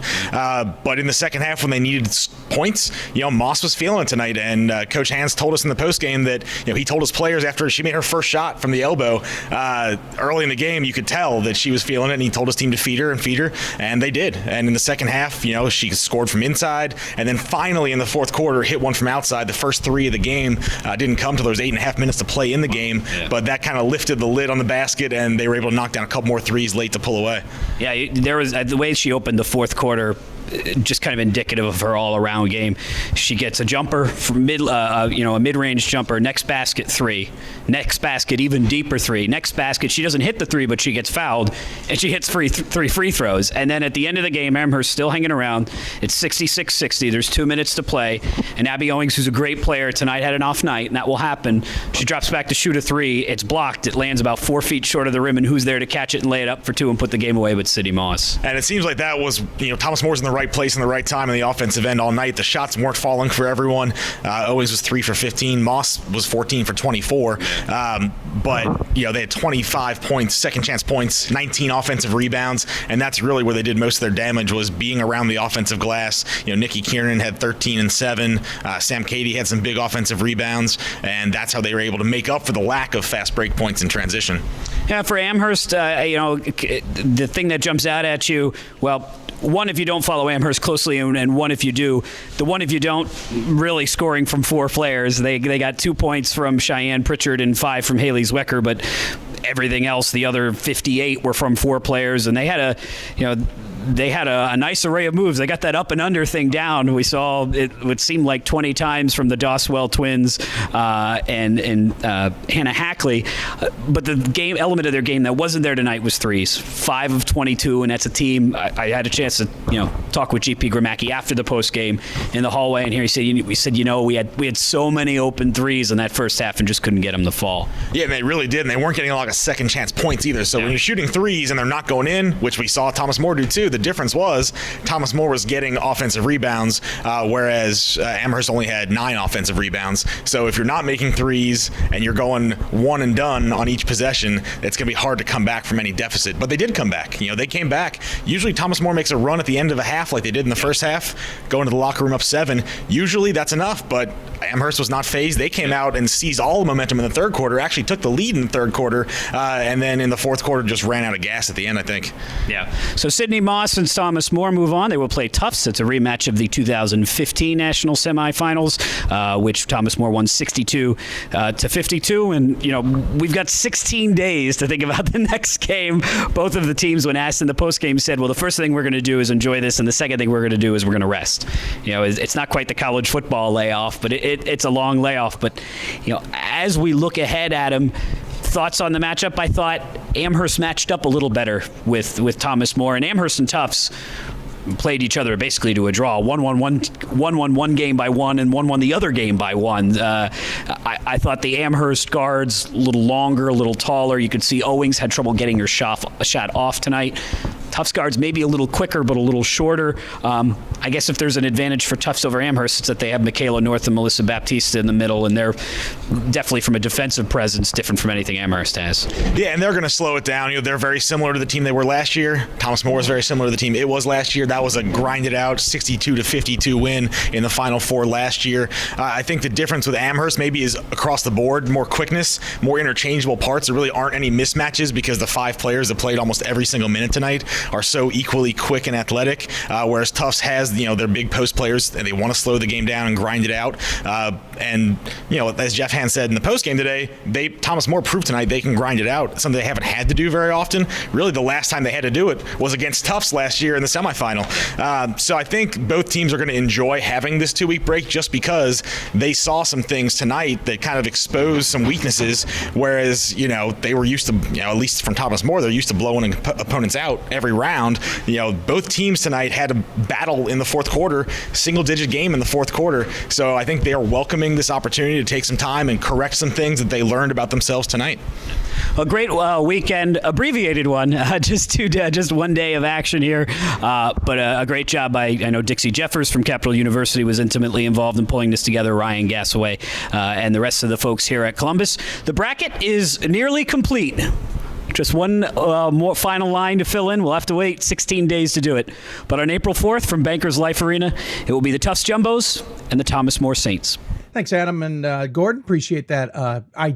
Give us a breakdown of kind of what happened in the game. Obviously, Thomas More still undefeated, moving on to play in the national championship game. They'll take on Tufts. So we go to the Hoopsville hotline, and joining us there is head coach Jeff Hans from the number 1 Thomas More Saints. Coach, welcome back to Hoopsville.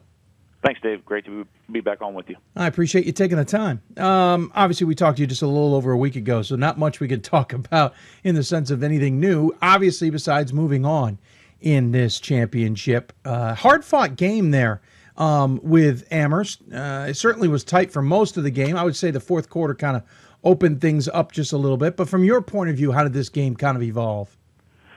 It went pretty much how I thought it would. I mean, two good teams playing and fighting for 40 minutes, and that's what we expected. Like I said in the post-game press conference, I think that might have been the first time we've ever played Amherst as a program, and then we have a lot of respect for them, watching them over the years and what GP does up there. But, it was two good teams just playing and fighting, and it could have went either way. I think we were able to make a few more plays and maybe got a few lucky bounces after we're going back and watching the film than they did, and we were able to come out on top. It's interesting, one of the evolutions of this team is that Sydney Moss doesn't necessarily have to put it on her back. The team is quite capable of winning even without her on the floor. Granted, against tougher competition, that's always up for debate. Interestingly enough, she scored 29 of her 39 in the second half. It almost seemed like she did turn that switch on, that she did take a little bit more onus this time around. Is that a fair assessment of what happened? No, that's exactly what happened. And that's Sydney. And that's our team. They're competitors, just like Amherst, just like everybody else playing. But they hate to lose. I mean, we're some shooting yesterday in competitions, and they hated losing in some shooting competitions yesterday in practice. But she does not want to lose this season, and so she did what she needed to do. And I thought our players did a good job of finding her in the right situations, and then she was able to make a couple passes to Nikki or to Madison when the double team came, and they finished plays and knocked down shots like they needed to. Interesting enough, a single-digit victory, the closest you've had in Division III this year. NAIA team that you beat earlier this season was obviously close, and you got Cabrini, I think it was last year, was tight. Otherwise, you guys have had it not easy. I certainly don't want to say it that way, but certainly bigger win spreads over the past. How much does that affect the team when the game is tighter? You guys haven't just been in that many a tight game. Does that affect you guys down the end? Do you have to kind of remind the team of some of the things you maybe don't have to necessarily worry about? Yeah, sometimes, and sometimes it's just letting them know, hey, this is what it's about, and this is why you're here. Accept the challenge, and let's see what we can do, and just play, and let them know that you have to execute all the time on both ends of the floor. And, I think we got up double digits there early in the fourth quarter to spread it out a little bit after I think Sid hit the three from the top and transition to get us to 10. And, Amherst wasn't going to quit. We knew that. They came down and made a basket and got it right back down to almost 6, I think, or something like that. And, it just kept playing. But I thought our guys did a good job of answering every challenge that Amherst put out there and responding to everything and making a stop when we needed to or getting a basket when we needed to. Tell us what the timeouts are like. You've got Sydney Moss putting a little bit more of the onus on herself. You've got a tighter game than you guys have been used to necessarily. Timeouts later in the game, obviously we have media breaks, et cetera. Does it turn into a little bit more tension in there? Or do you guys able to keep your normal protocol, as it were, the same? Well, first of all, the media timeouts are 2 minutes long, so I don't have a whole lot to say to them. You know, they don't want to hear me for 2 minutes. So Right. I stand out there and look at them, and while they're getting some water and stuff for a while. But they never lost composure. They were positive in the huddle. They knew what was going on. They knew what they needed to get done, and we were able to come out and execute a few sets here or there out of a timeout, and get a basket or get a good look at least, and make them defend us for a little bit longer than what we may normally do. Obviously, you don't want to give too much away to Tufts. I can appreciate that. But what was Amherst able to take advantage on you guys or expose or whatever that you had to make adjustments to that either A, you weren't expecting or B, just kind of played itself out? I thought going into it, the two biggest things were offensive rebounding and transition, because they can get out and run too. I mean, I know they're known for their defensive efforts, but I thought watching them on film, I thought they did a really good job of getting stops and getting out in transition and scoring, just like we want to. But they did a very good job of getting back and eliminating fast breaks, transition baskets, easy looks at the rim for us. So we had to adapt to that a little bit more and get into a more half-court game than what we would like to or used to. But I thought we handled that part of it very well. And then on the flip side, we were able to control the offensive glass. I think we ended up with 19 offensive rebounds for the night, to where we were able to maybe overcome some turnovers that we usually don't have. That we were able to get second chance points that really kept them from going out in transition like they wanted to. And so I thought those two things were big factors. Yeah, 19 offensive rebounds is nothing to shake a stick at, that's for sure. Obviously, one of them was key, too, Moss catching their ball 3 and laying it in to get the lead back up to 8. Obviously, this was semi-close to your place. How was fan turnout from your point of view? I thought it was of course, I'm biased because it was a lot of our fans. But, overall, the whole atmosphere at Capital University for both games, watching the Wartburg-Tufts game before ours, I thought the atmosphere was very good, and then our fans get there for our game, and it was just that carried us a lot of times to, Sydney was able to get a couple and ones and make some nice plays and, get a stop, and the crowd gets a little bit louder each time as the game goes on, and that was big for our momentum to keep it going. Obviously a little strange only to play one game. Was it a little surreal to walk off the court and know you had 16 days until you were going to have to get back on the court again?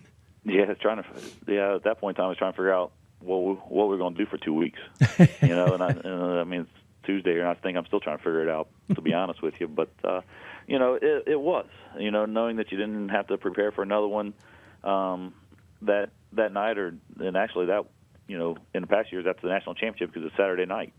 So it's different, but I think the combined championship over at Indianapolis is going to be a great experience for our players and the fans that may never get an opportunity to experience a Division I Final Four. Yeah, you're absolutely right. Looking forward to the atmosphere at Bankers Life Fieldhouse coming up in a little under 2 weeks now that we're talking. Before we get to what will come in the next 2 weeks, let's back up to Tufts. Obviously, you got a chance to see them on Saturday. They had a hard-fought defensive battle to get past Wartburg. What were you thinking while you're watching the Jumbos hold Wartburg to no points for the first 12 minutes of that game? Well, knowing that both of them and Amherst are in the same conference, and played two battles, regular season conference championship, just hoping that we weren't going to be in the same situation against Amherst, because both of them being very good, probably 1 and 2 in the country in defense. So just watching that and Amherst and watching Tufts play well early on, and then they were getting a little bit of foul trouble, but able to hold on in the second half and come out with the victory to move on. Anything about Tufts that you've seen? Obviously, this is early. You've seen them in real life on Saturday, certainly, and you'll be breaking down tape in nauseum, I'm sure, between now and the game. But what is it about them that concerns you?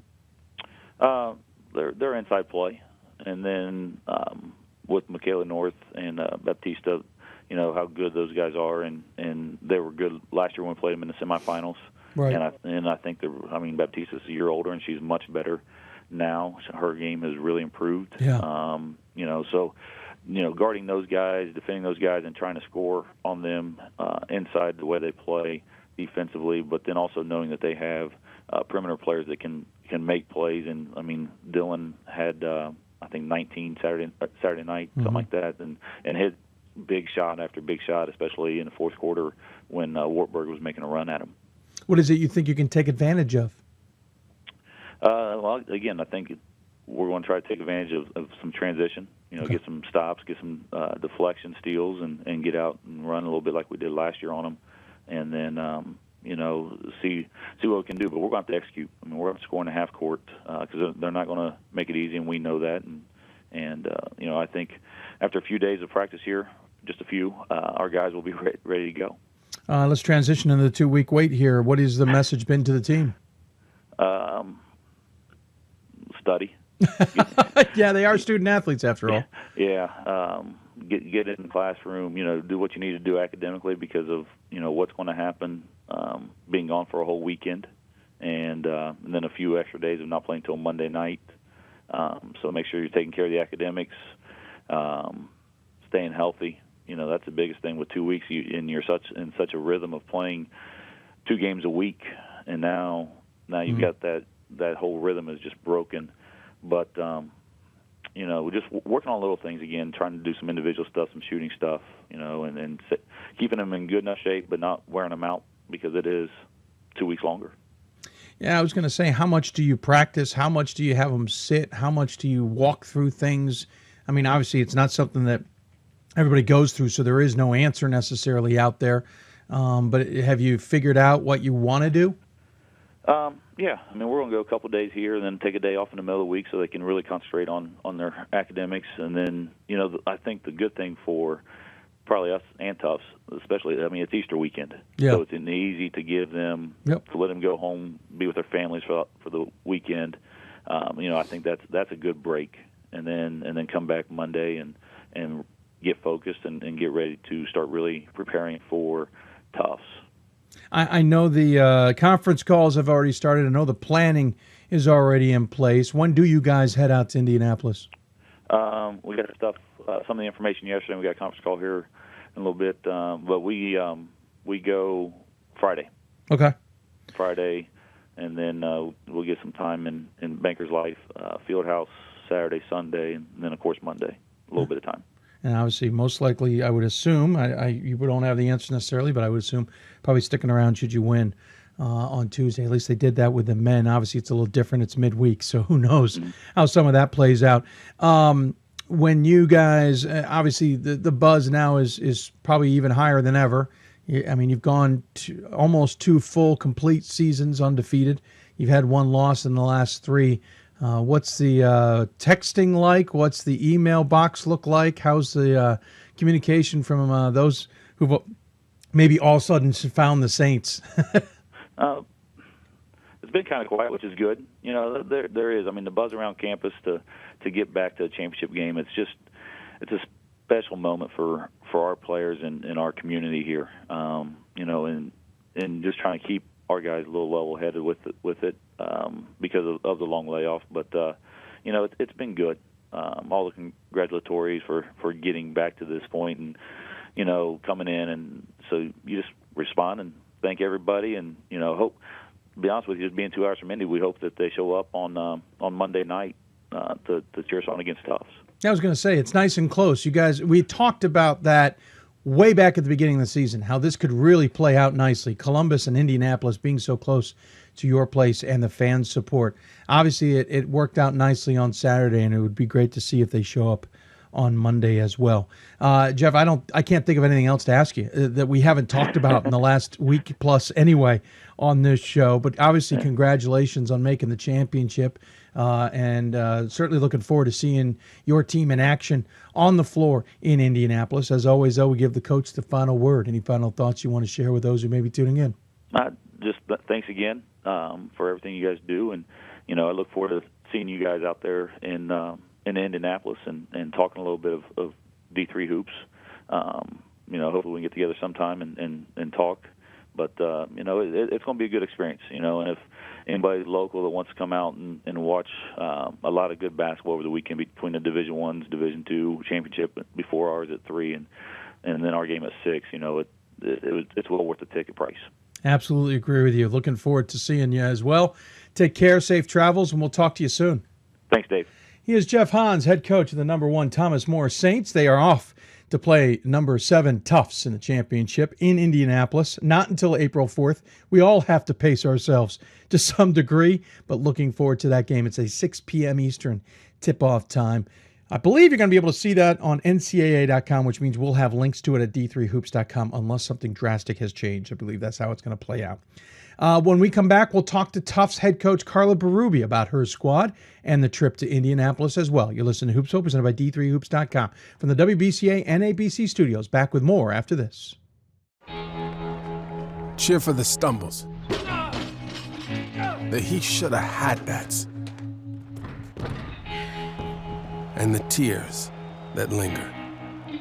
For in those moments, greatness lies. There, you will find the provoked, the determined, the unified. It's in those moments that champions are born. We've got more schools than Division I, more fans than Division II, and more upsets than March Madness. There's 800 programs with over 11,000 games leading to 2 national championships. And we've been covering it all for over a decade. From Eastern to Occidental, from Puget Sound to Piedmont, from Southwestern to the University of New England, and from Hope to Calvin. Nobody covers Division III basketball like we do. We're at d3hoops.com at www.d3hoops.com. I used to never really talk. Ever. I was scared and shy. It was hard to look at people's faces. I was afraid if I said something wrong, everyone would laugh at me. But then I started to play golf with Special Olympics. I made friends and won lots of gold medals. But I learned more than just playing golf. Special Olympics helped me to find my voice.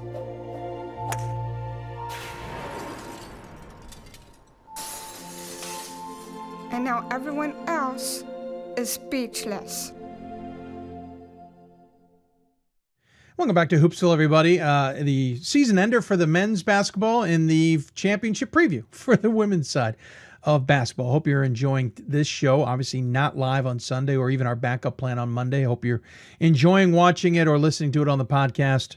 Despite the delay, we appreciate your understanding. If you have any questions for us, obviously you can always follow us or ask them on Twitter at D3Hoopsville and hashtag Hoopsville, or on Facebook, facebook.com/Hoopsville. And of course, you can always email us, Hoopsville at D3Hoops.com. You can also follow us on Instagram, though. We don't answer questions there, so that's not probably worth the hassle. So we just got done talking to Thomas More as they get ready for the championship. They will face off against Tufts, who did an amazing job against Wartburg in the semifinals, holding them for about 12 minutes before they were able to score. Wartburg got back in it and then had some very big defensive stops in the end to walk away with a 13-point victory over Wartburg. Of course, they had beaten Regis and Moravian in the opening weekend, Albright and Scranton on the road at Scranton in the second weekend before taking out Wartburg, who was the Giant Killers, and of course will now face Thomas More. So joining us on the Hoopsville hotline is the women's head coach for Tufts, Carla Berube. Coach, welcome to Hoopsville. Thanks, Dave. Thanks for having me. Absolutely. Happy to be here. I appreciate you taking the time. Should point out, kind of interesting, our last kind of studio show, I think, for the season, and we haven't talked to you all season. This is a little bit different for us. Not that you've been flying under the radar, but there's so much to talk about in women's basketball. But you ended up marching off to a 28-3 mark at this point, 10-0 in the NESCAC. You got to be thrilled, outside of the fact you're playing in the championship game, about how well this season was. Yeah, it's been an incredible ride to say the least. We started off the season a little shaky with a couple losses against strong NESCAC teams. We were, trying to figure out roles and trying to figure out just who we are. And then, come the beginning of the second semester, just got rolling and been playing some really great basketball ever since, and we couldn't be more thrilled and excited to be heading to Indianapolis in a few days, a few weeks. Depending on how always you look away. At it. Yeah. Depending on how you look at it. You've had an eerie similar few years here. You've had 3 losses in 13, 14, 15, and now 16. You were 30-3 the last 2 years and 10-0 in the NESCAC. You're 28-3 now. Obviously, can't get to 30 wins just due to quirks in the schedule, but 10-0 in the conference. I would argue that you're probably one of the more consistent teams in the last few years in women's basketball. Yeah, we've had some great years lately, and credit to my student athletes. They've just been awesome. We've had some strong teams, and like I said, I wasn't quite sure about this year, having lost almost 3,000 points to graduation last year, and these kids have really stepped up into much larger roles and have just been awesome. When we look back at the season, you talk about that tough start. Lost to Bowdoin in Game 3 by 18, and then you lost to Connecticut College midway through December by 6. The Bowdoin one's the one that kind of jumped out at me the most. You talked about new roles, but what did you guys learn from those games specifically that helped evolve with this program? Was it actual players in different positions, or was it learning to play as a team? Yeah, a little bit of both. I think in the past couple of years we had so many weapons offensively that a lot of times we could just kind of come into games and gyms and knowing we were going to get that, where we're going to get that scoring punch from. And so, to establish those roles, I think that was a good kick in the butt up at up in Brunswick, and then a hard fought win for Connecticut College down at their gym as well. But we figured out that Michaela North needed to start playing like an All-American that she is, and that Melissa Baptista needs to step up into a new role, and just some bench players that hadn't gotten a lot of minutes in their previous years needed to give more, and they were all willing, and they were willing by getting into the gym on their own time, getting shots up. Every practice felt like it was competitive, and they were battling, and we were getting better in every day. And they came back from winter break, from holiday break, just raring to go. Couldn't be prouder of them, and coming back from those 2 losses and ready to just do some damage in the NESCAC, which we all know is one of the toughest leagues in the country. And I think when we were able to beat Bowdoin up at their place, we had to play them twice this year at their place, just from scheduling things, to beat them up there, and then also being able to beat Amherst in their gym, which is the most difficult place to play. Were just 2 really great victories, and I think gave us the confidence that these younger players and these new roles needed. Yes, thanks for the segue on the Amherst. It was a huge win. You ended a 100-plus win, home winning run there for Amherst at Lafrac, beating them by 1. Of course, interesting enough, a couple weeks later, they returned the favor at your place, beating you guys by 1. What you guys seeing? Both teams seem to be very evenly matched, even if you look at the point totals. What was it about Amherst that seemed to be so closely in line with you guys? Well, I think both teams play defense and play defense for 40 minutes and play hard, and really both those games it came down to just just student athletes making plays down the stretch, our players. And at LaFrac, we made the plays, and then, here at Cousins, they made the plays down the stretch.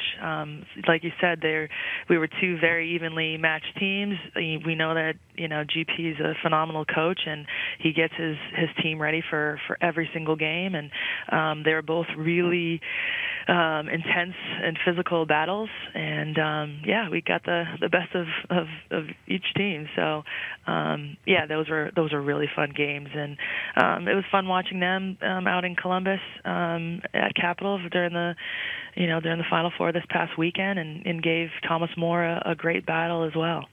Fun to watch them. Maybe happy you weren't facing them. Is there a little bit of relief that at least Thomas More knocked them off and you have a different opponent here, or is Thomas More too daunting to have that relief?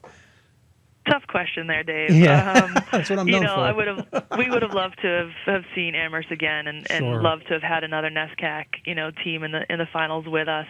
But either way, we're going to get prepared for that team in the finals, and we're just thrilled that it's us in the finals.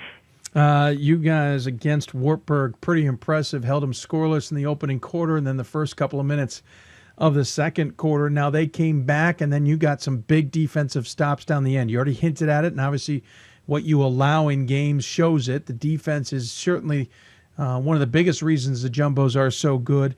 But what was it that you were able to exploit against Wartburg to especially stifle them for so long in the opening part of the game? Yeah, I think it was a combination. I think, yes, we were playing great defense, and I think we had really great energy out there, and, closeouts were great. I think we were contesting a lot of shots, but I also think that they were missing some shots that they normally hit to start off the game. I had never seen 0 points at the end of a quarter, so I think it was a testament to our defense, and we knew that that wasn't going to be sustained throughout the game. I also thought only us putting up 9 points was not good enough either. So, Wartburg was playing great defense themselves, and we knew they'd make a run at us. And same thing kind of happened at Scranton. We had a really good lead going into halftime, and they made a great run as well. And credit to Wartburg, and I think they're very well coached, and they made it really tough, and it made us, we had to make some plays down the stretch, and I think Lauren Dillon hit a huge three-pointer out of a timeout when we were only up 4, and that was a huge key play. I thought that Lauren had the best game of her season, of her career. So it's a new player stepping up. Last game at Scranton, it was Melissa Baptista. Mm-hmm. The game before that, it was Maura Folliard. So it's awesome. These student athletes of mine that are just stepping up in crucial times, and maybe that is the experience that we have in big games now, and being at the Final Four the last 3 years, that we feel comfortable in tough gyms against really tough opponents, and anybody's ready to step up at any time. You mentioned a lot of the players at Baptista obviously had a huge game against Scranton, and you talked about North having a big season as well. North finished 14.5 points a game, Baptista 10 points a game. But what jumps out to me is a couple of things when you look at the stat sheet. First off, you're only allowing less than 45 points a game. You only have to score 60 as a result of that. I want to tackle that one first. That is some stout numbers defensively. You're now going up against the Thomas More squad, who can certainly put up points. Is this a factor of understanding you're going to have to play good defense while allowing more than you normally can? Or do you think you can take advantage of some things against the Saints and actually lock them down defensively, scoring-wise? I don't think they're going to be locked down. I think we're going to they average over 90 points a game. Yeah. It's going to be a really tough battle on that end of the court. But we're going to have a game plan or two. I know they have this really great scorer in Sydney Moss, but she certainly isn't their only scorer. They have some really great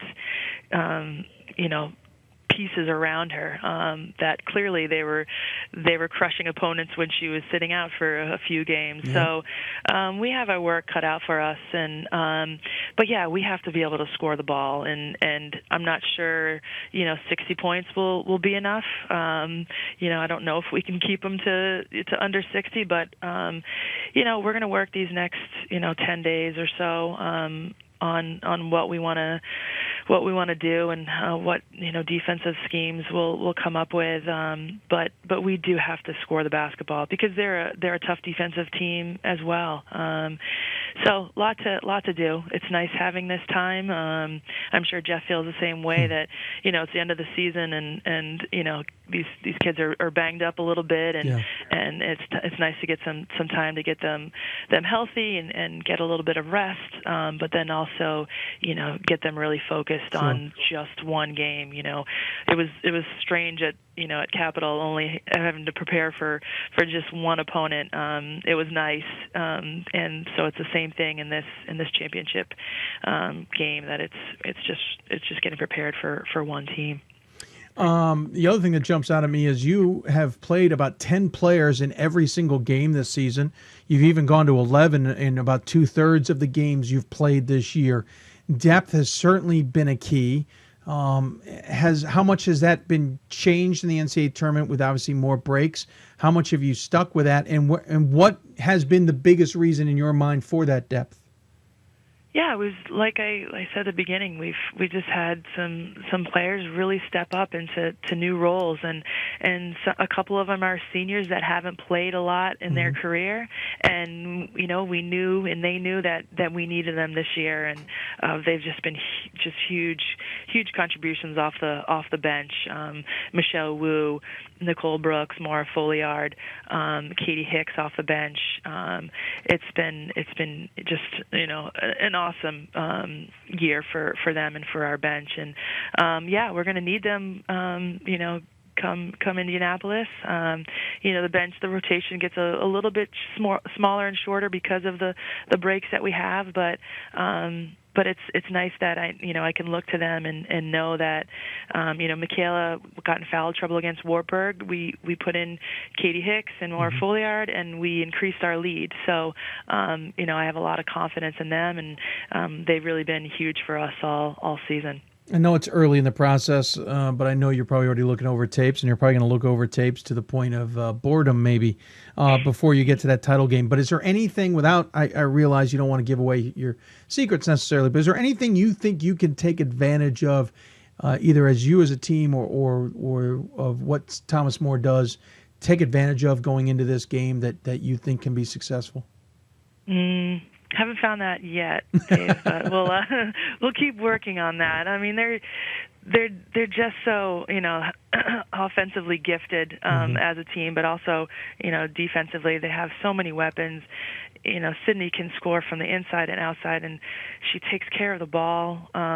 She doesn't have a lot of turnovers, and then makes a lot of great plays for her teammates. So we've got to figure out just how to limit her touches because of how many great plays she can make during a game, but also be able to defend all of them, Kiernan and Owings, and just it's a phenomenal team. So we're definitely going to get to work even more this week. It's been nice to have a little bit of a break and kind of just refocus now, and we'll be ready. We're going to give it our all, and like we have done all year, and hopefully represent the NESCAC well in the Northeast region, and we're just ecstatic to be headed to the D1 championships.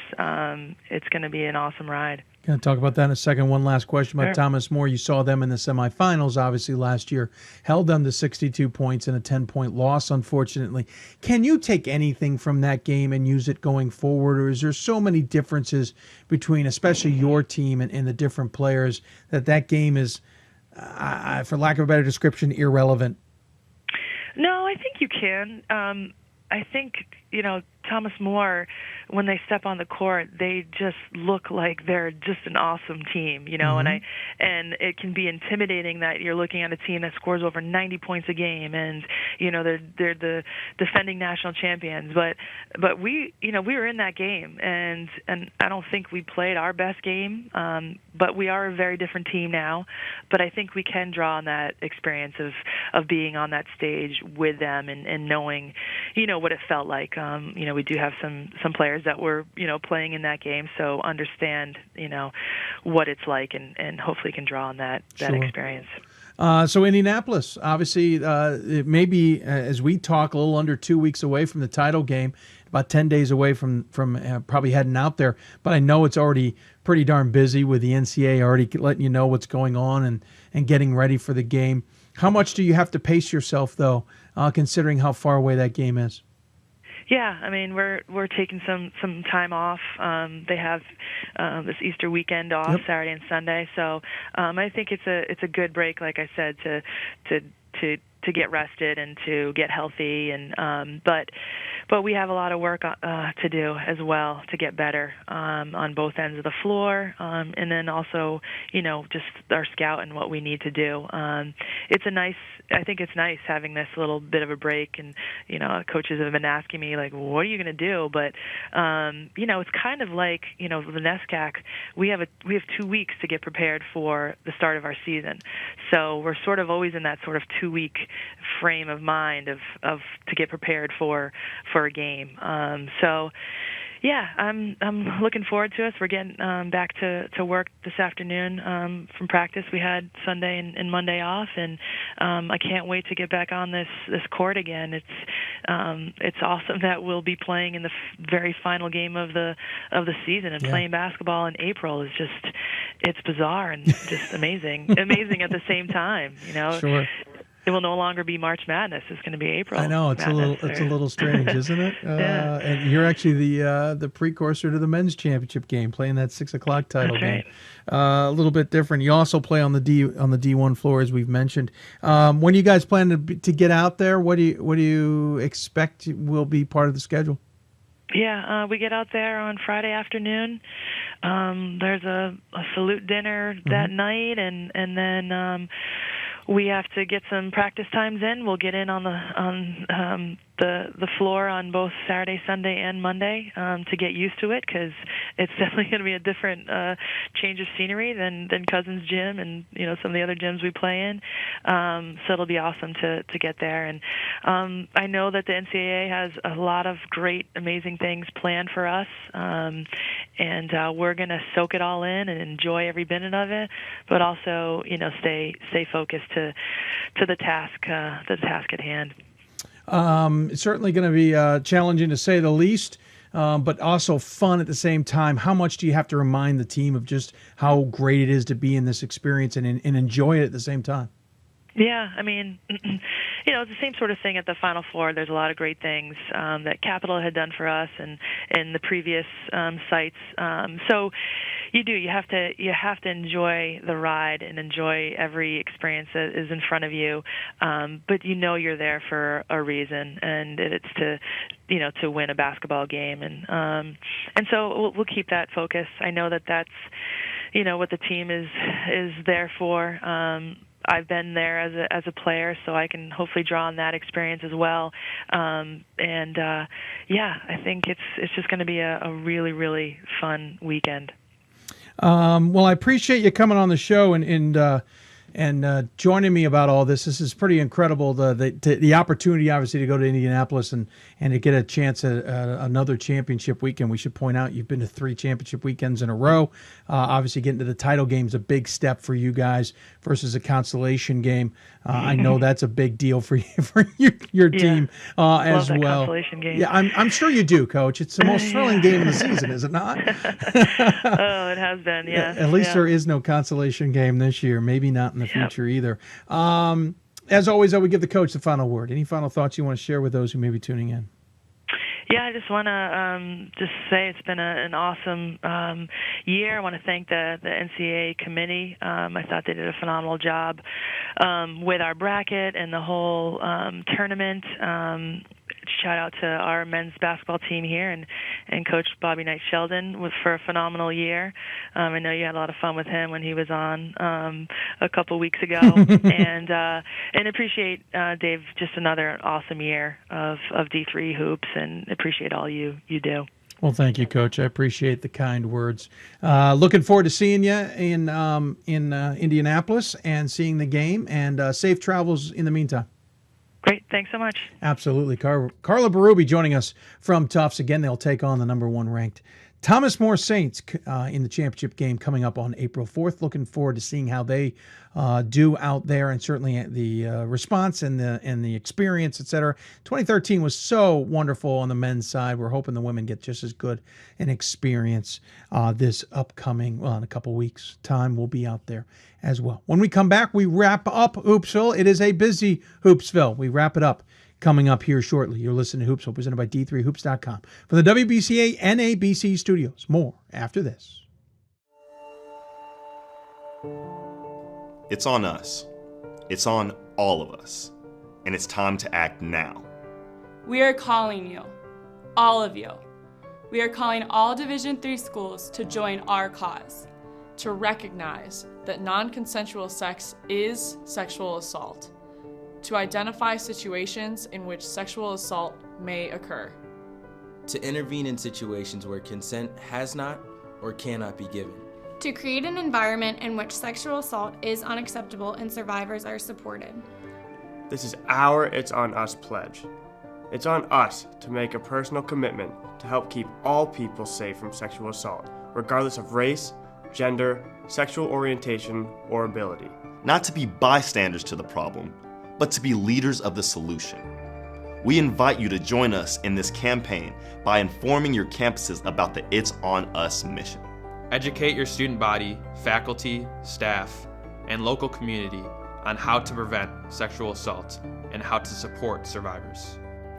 It's on us to start the change. It's on us to be the change. It's on us. It's on Division III. It's on all of us to stop sexual assault.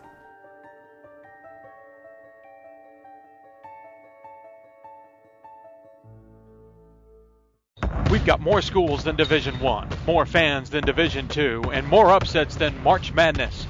There's 800 programs with over 11,000 games leading to 2 national championships. And we've been covering it all for over a decade. From Eastern to Occidental, from Puget Sound to Piedmont, from Southwestern to the University of New England, and from Hope to Calvin. Nobody covers Division III basketball like we do. We're at D3Hoops.com at www.D3Hoops.com. Welcome back to Hoopsville, everybody, from the WBCA NABC studios. Of course, Hoopsville presented by D3Hoops.com. Appreciate you all tuning in this long. We appreciate all our guests on the show. Once again, Keith Bungenberg, who joined us on the Hoopsville post-game show in Salem. Really appreciate him doing that. He certainly didn't have to, and we appreciate him taking the time. Also, Steve Fritz and John Turer from St. Thomas, Ryan Scott from D3Hoops.com. Also want to thank Gordon and Adam for their work out in Capitol. Give us a taste of what happened out there. Looking forward to joining them in Indianapolis. And I want to thank Jeff Hans and Carla Berube from Thomas More and Tufts, who are getting ready for the championship game. Looking forward to seeing them out in Indianapolis as well.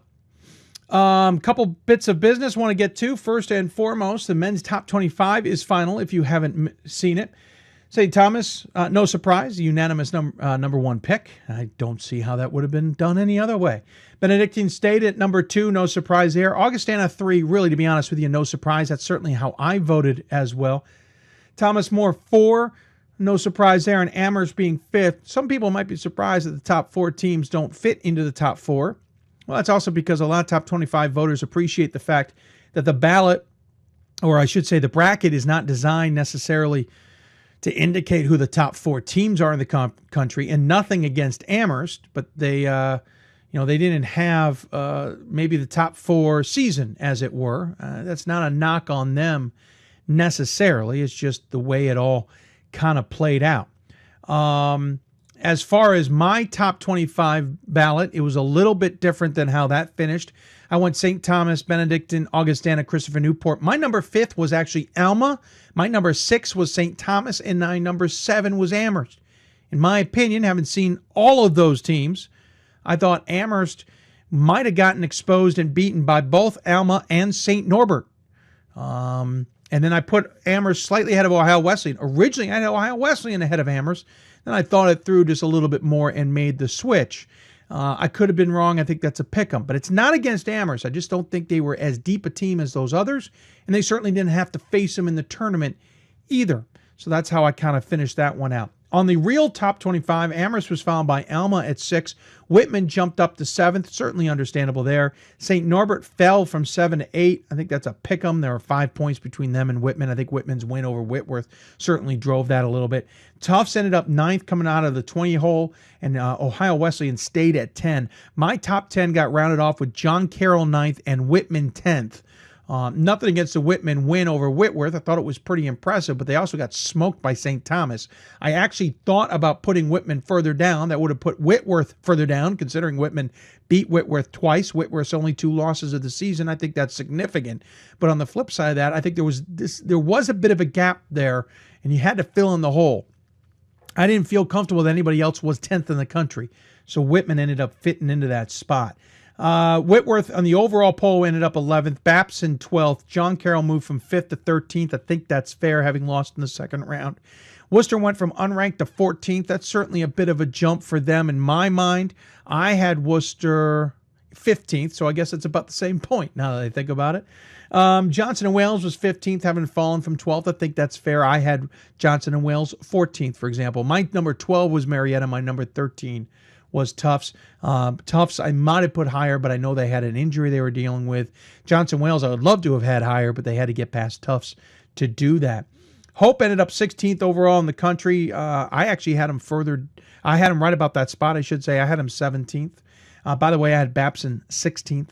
I think Babson would have been higher if Joey Flannery, and I also would have gone further if Joey Flannery had been there, so I played that as a factor. Marietta ended up 17th, falling from 6th. Again, I put Marietta a little higher than that. I actually had them 12th. I thought that one loss to Gwinnett Mercy didn't indicate how that they weren't good. Still thought they were better than everybody else I put on in front of them. Elmhurst stayed at 18th. Elmhurst, for me, fell to 20th. Emory jumped from 25th to 19th. I didn't vote for Emory. Here's the deal. I saw that they beat Covenant, and I saw another Southern team that they beat. Hats off to them, but I didn't think those were necessarily some of the top teams in the country to beat. And then they got handled pretty easily in the next round by Augustana. I didn't think that necessarily equated to a top 25. But the rest of the voters did, and I can certainly understand that, though the point totals dropped off significantly. Susquehanna went from 19th to 20th. I had Susquehanna 19th. Oswego jumped in at 21st. Certainly understood that. I had them at 21st too, though I also had the same debate about not putting them in there as I did with Emory, but I thought their wins were maybe a little bit more significant, especially they also took Worcester right down to the wire, and I definitely considered that. Keene State went from unranked to 22nd. I put Keene State 25th, thought about not voting for them either. I thought they got lucky with their win, and it's not against them, but just lucky in the sense of a bonehead foul over Stockton, and then I think they ran into a challenge in Middlebury. The reason I ended up voting for them is because they really battled CNU very well, and they came deep in their own conference to make this run. So I gave them credit for that. I thought they certainly had to do a little bit more hard work longer and proved it, and so I put them 25th. Overall, the poll, Lancaster Bible fell from 14th to 23rd. I had Lancaster Bible 18th. They lost to Worcester. It was their first loss of the season. I wasn't going to ding them that much for that loss. They're still a pretty darn good team. St. Olaf appeared in the top 25. I didn't include them. Their win over North Central allowed me to pull North Central out of my top 25. Though they North Central, by the way, barely held on to the 25th spot overall. But I didn't put St. Olaf or North Central in. I ended up putting St. Vincent in at 24th. They played John Carroll very well in that first round game, and I thought they proved themselves. I also put NYU in at 22nd. Thought NYU, according to what I talked to some other coaches who knew them well, ended up proving themselves in the end with their UAA play, their absolute domination of Brooklyn. And then a pretty darn good game against Christopher Newport. I think NYU ended up proving themselves more than anything in the end. I figured they deserved the nod, so I put them 22nd. Lynchburg was 23rd thanks to a dominating win over Scranton, but that's about all they did, etc. So that's kind of what it is. I may or may not get my blog out. I'm also thinking about comparing my preseason poll and my thoughts on what happened the rest of the season, etc. But we'll see how much time I have between now and then. Obviously, we're getting ready for Indianapolis. Quick business note. Again, no shows between now and Indianapolis. We may put a show or at least quick little segment together while we're out there. I don't know. We're figuring things out as we go. We'll certainly put a little bit of something together at the end, which will include interviews with players and coaches, most likely of the winning team, maybe with the opposition. You never know. But obviously, the take from Gordon, Adam, and others out there. We'll kind of do a powwow and get that all put together and hopefully have something for you at some point after that championship, whether it be Monday night. It's probably pushing it a little bit since it's a 6 o'clock Eastern game, but maybe on Tuesday while I'm waiting around for the championship game, because I have a feeling I'll be there for the D1 championship game just due to some other logistics.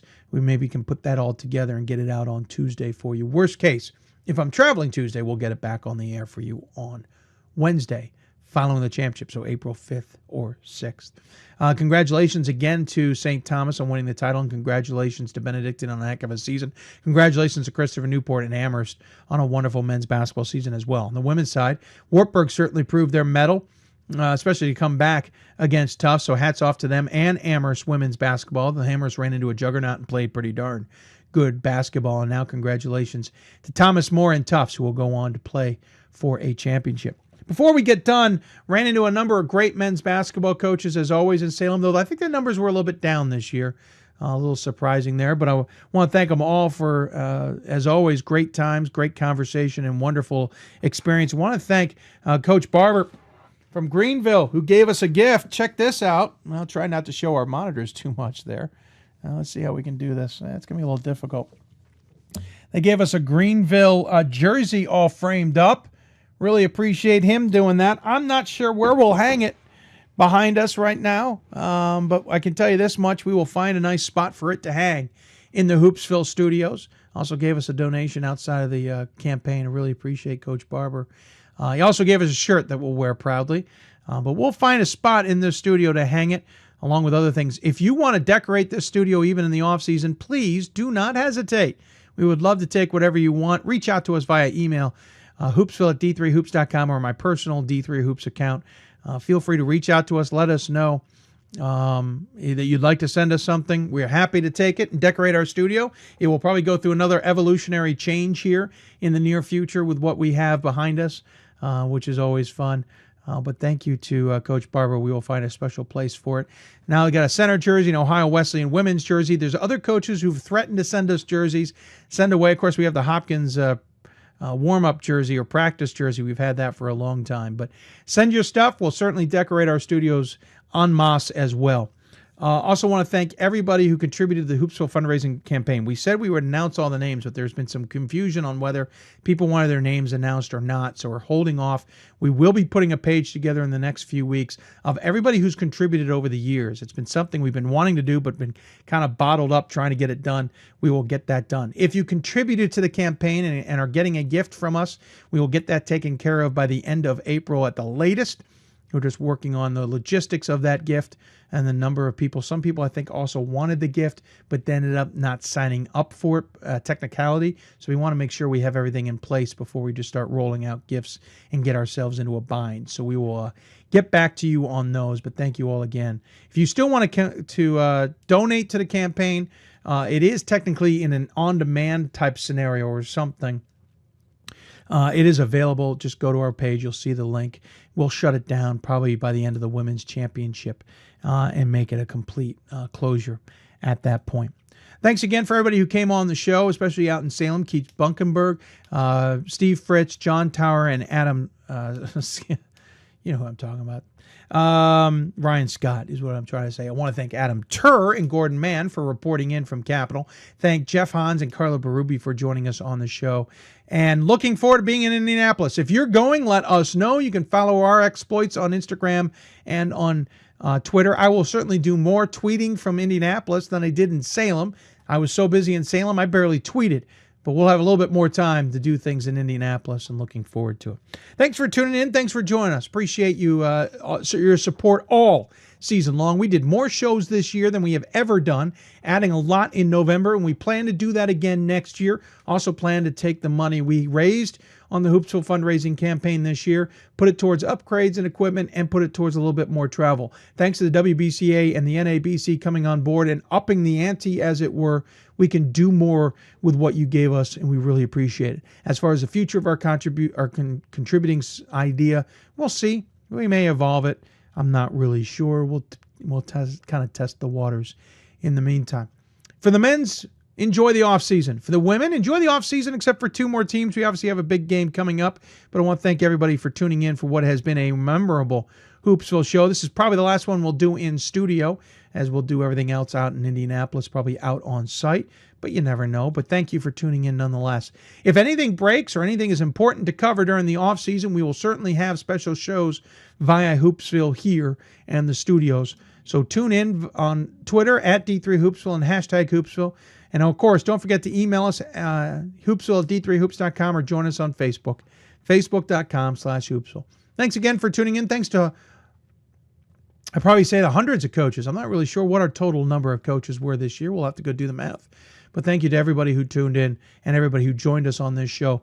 Really appreciate your support and really appreciate you making it worthwhile. That's going to do it for Hoopsville for now. Again, more coverage in Indianapolis, but in the meantime, Hoopsville, presented by D3Hoops.com. From the WBCA and NABC studios, heartfelt thanks to D3Hoops.com as always, but especially the National Association of Basketball Coaches and the Women's Basketball Coaches Association for their support of this show, especially the WBCA coming on board this year, and also the NABC for upping their contributions to this show. Really appreciate it. Allows us to do a lot more with a lot less coming out of our own pockets. That means a lot more for you, the viewer, and a lot more for the student athletes and coaches out there that we cover. Thank you so much for doing it. We certainly appreciate it. With that, we'll see you in Indianapolis, and after that, we'll see you back here at the latest in November 2016 as we get ready for another basketball season. But first, we got to crown one more champ. Looking forward to going to Indianapolis. You've been listening to Hoopsville, presented by D3Hoops.com from the WBCA NABC studios. Thank you, and we'll see you in Indianapolis.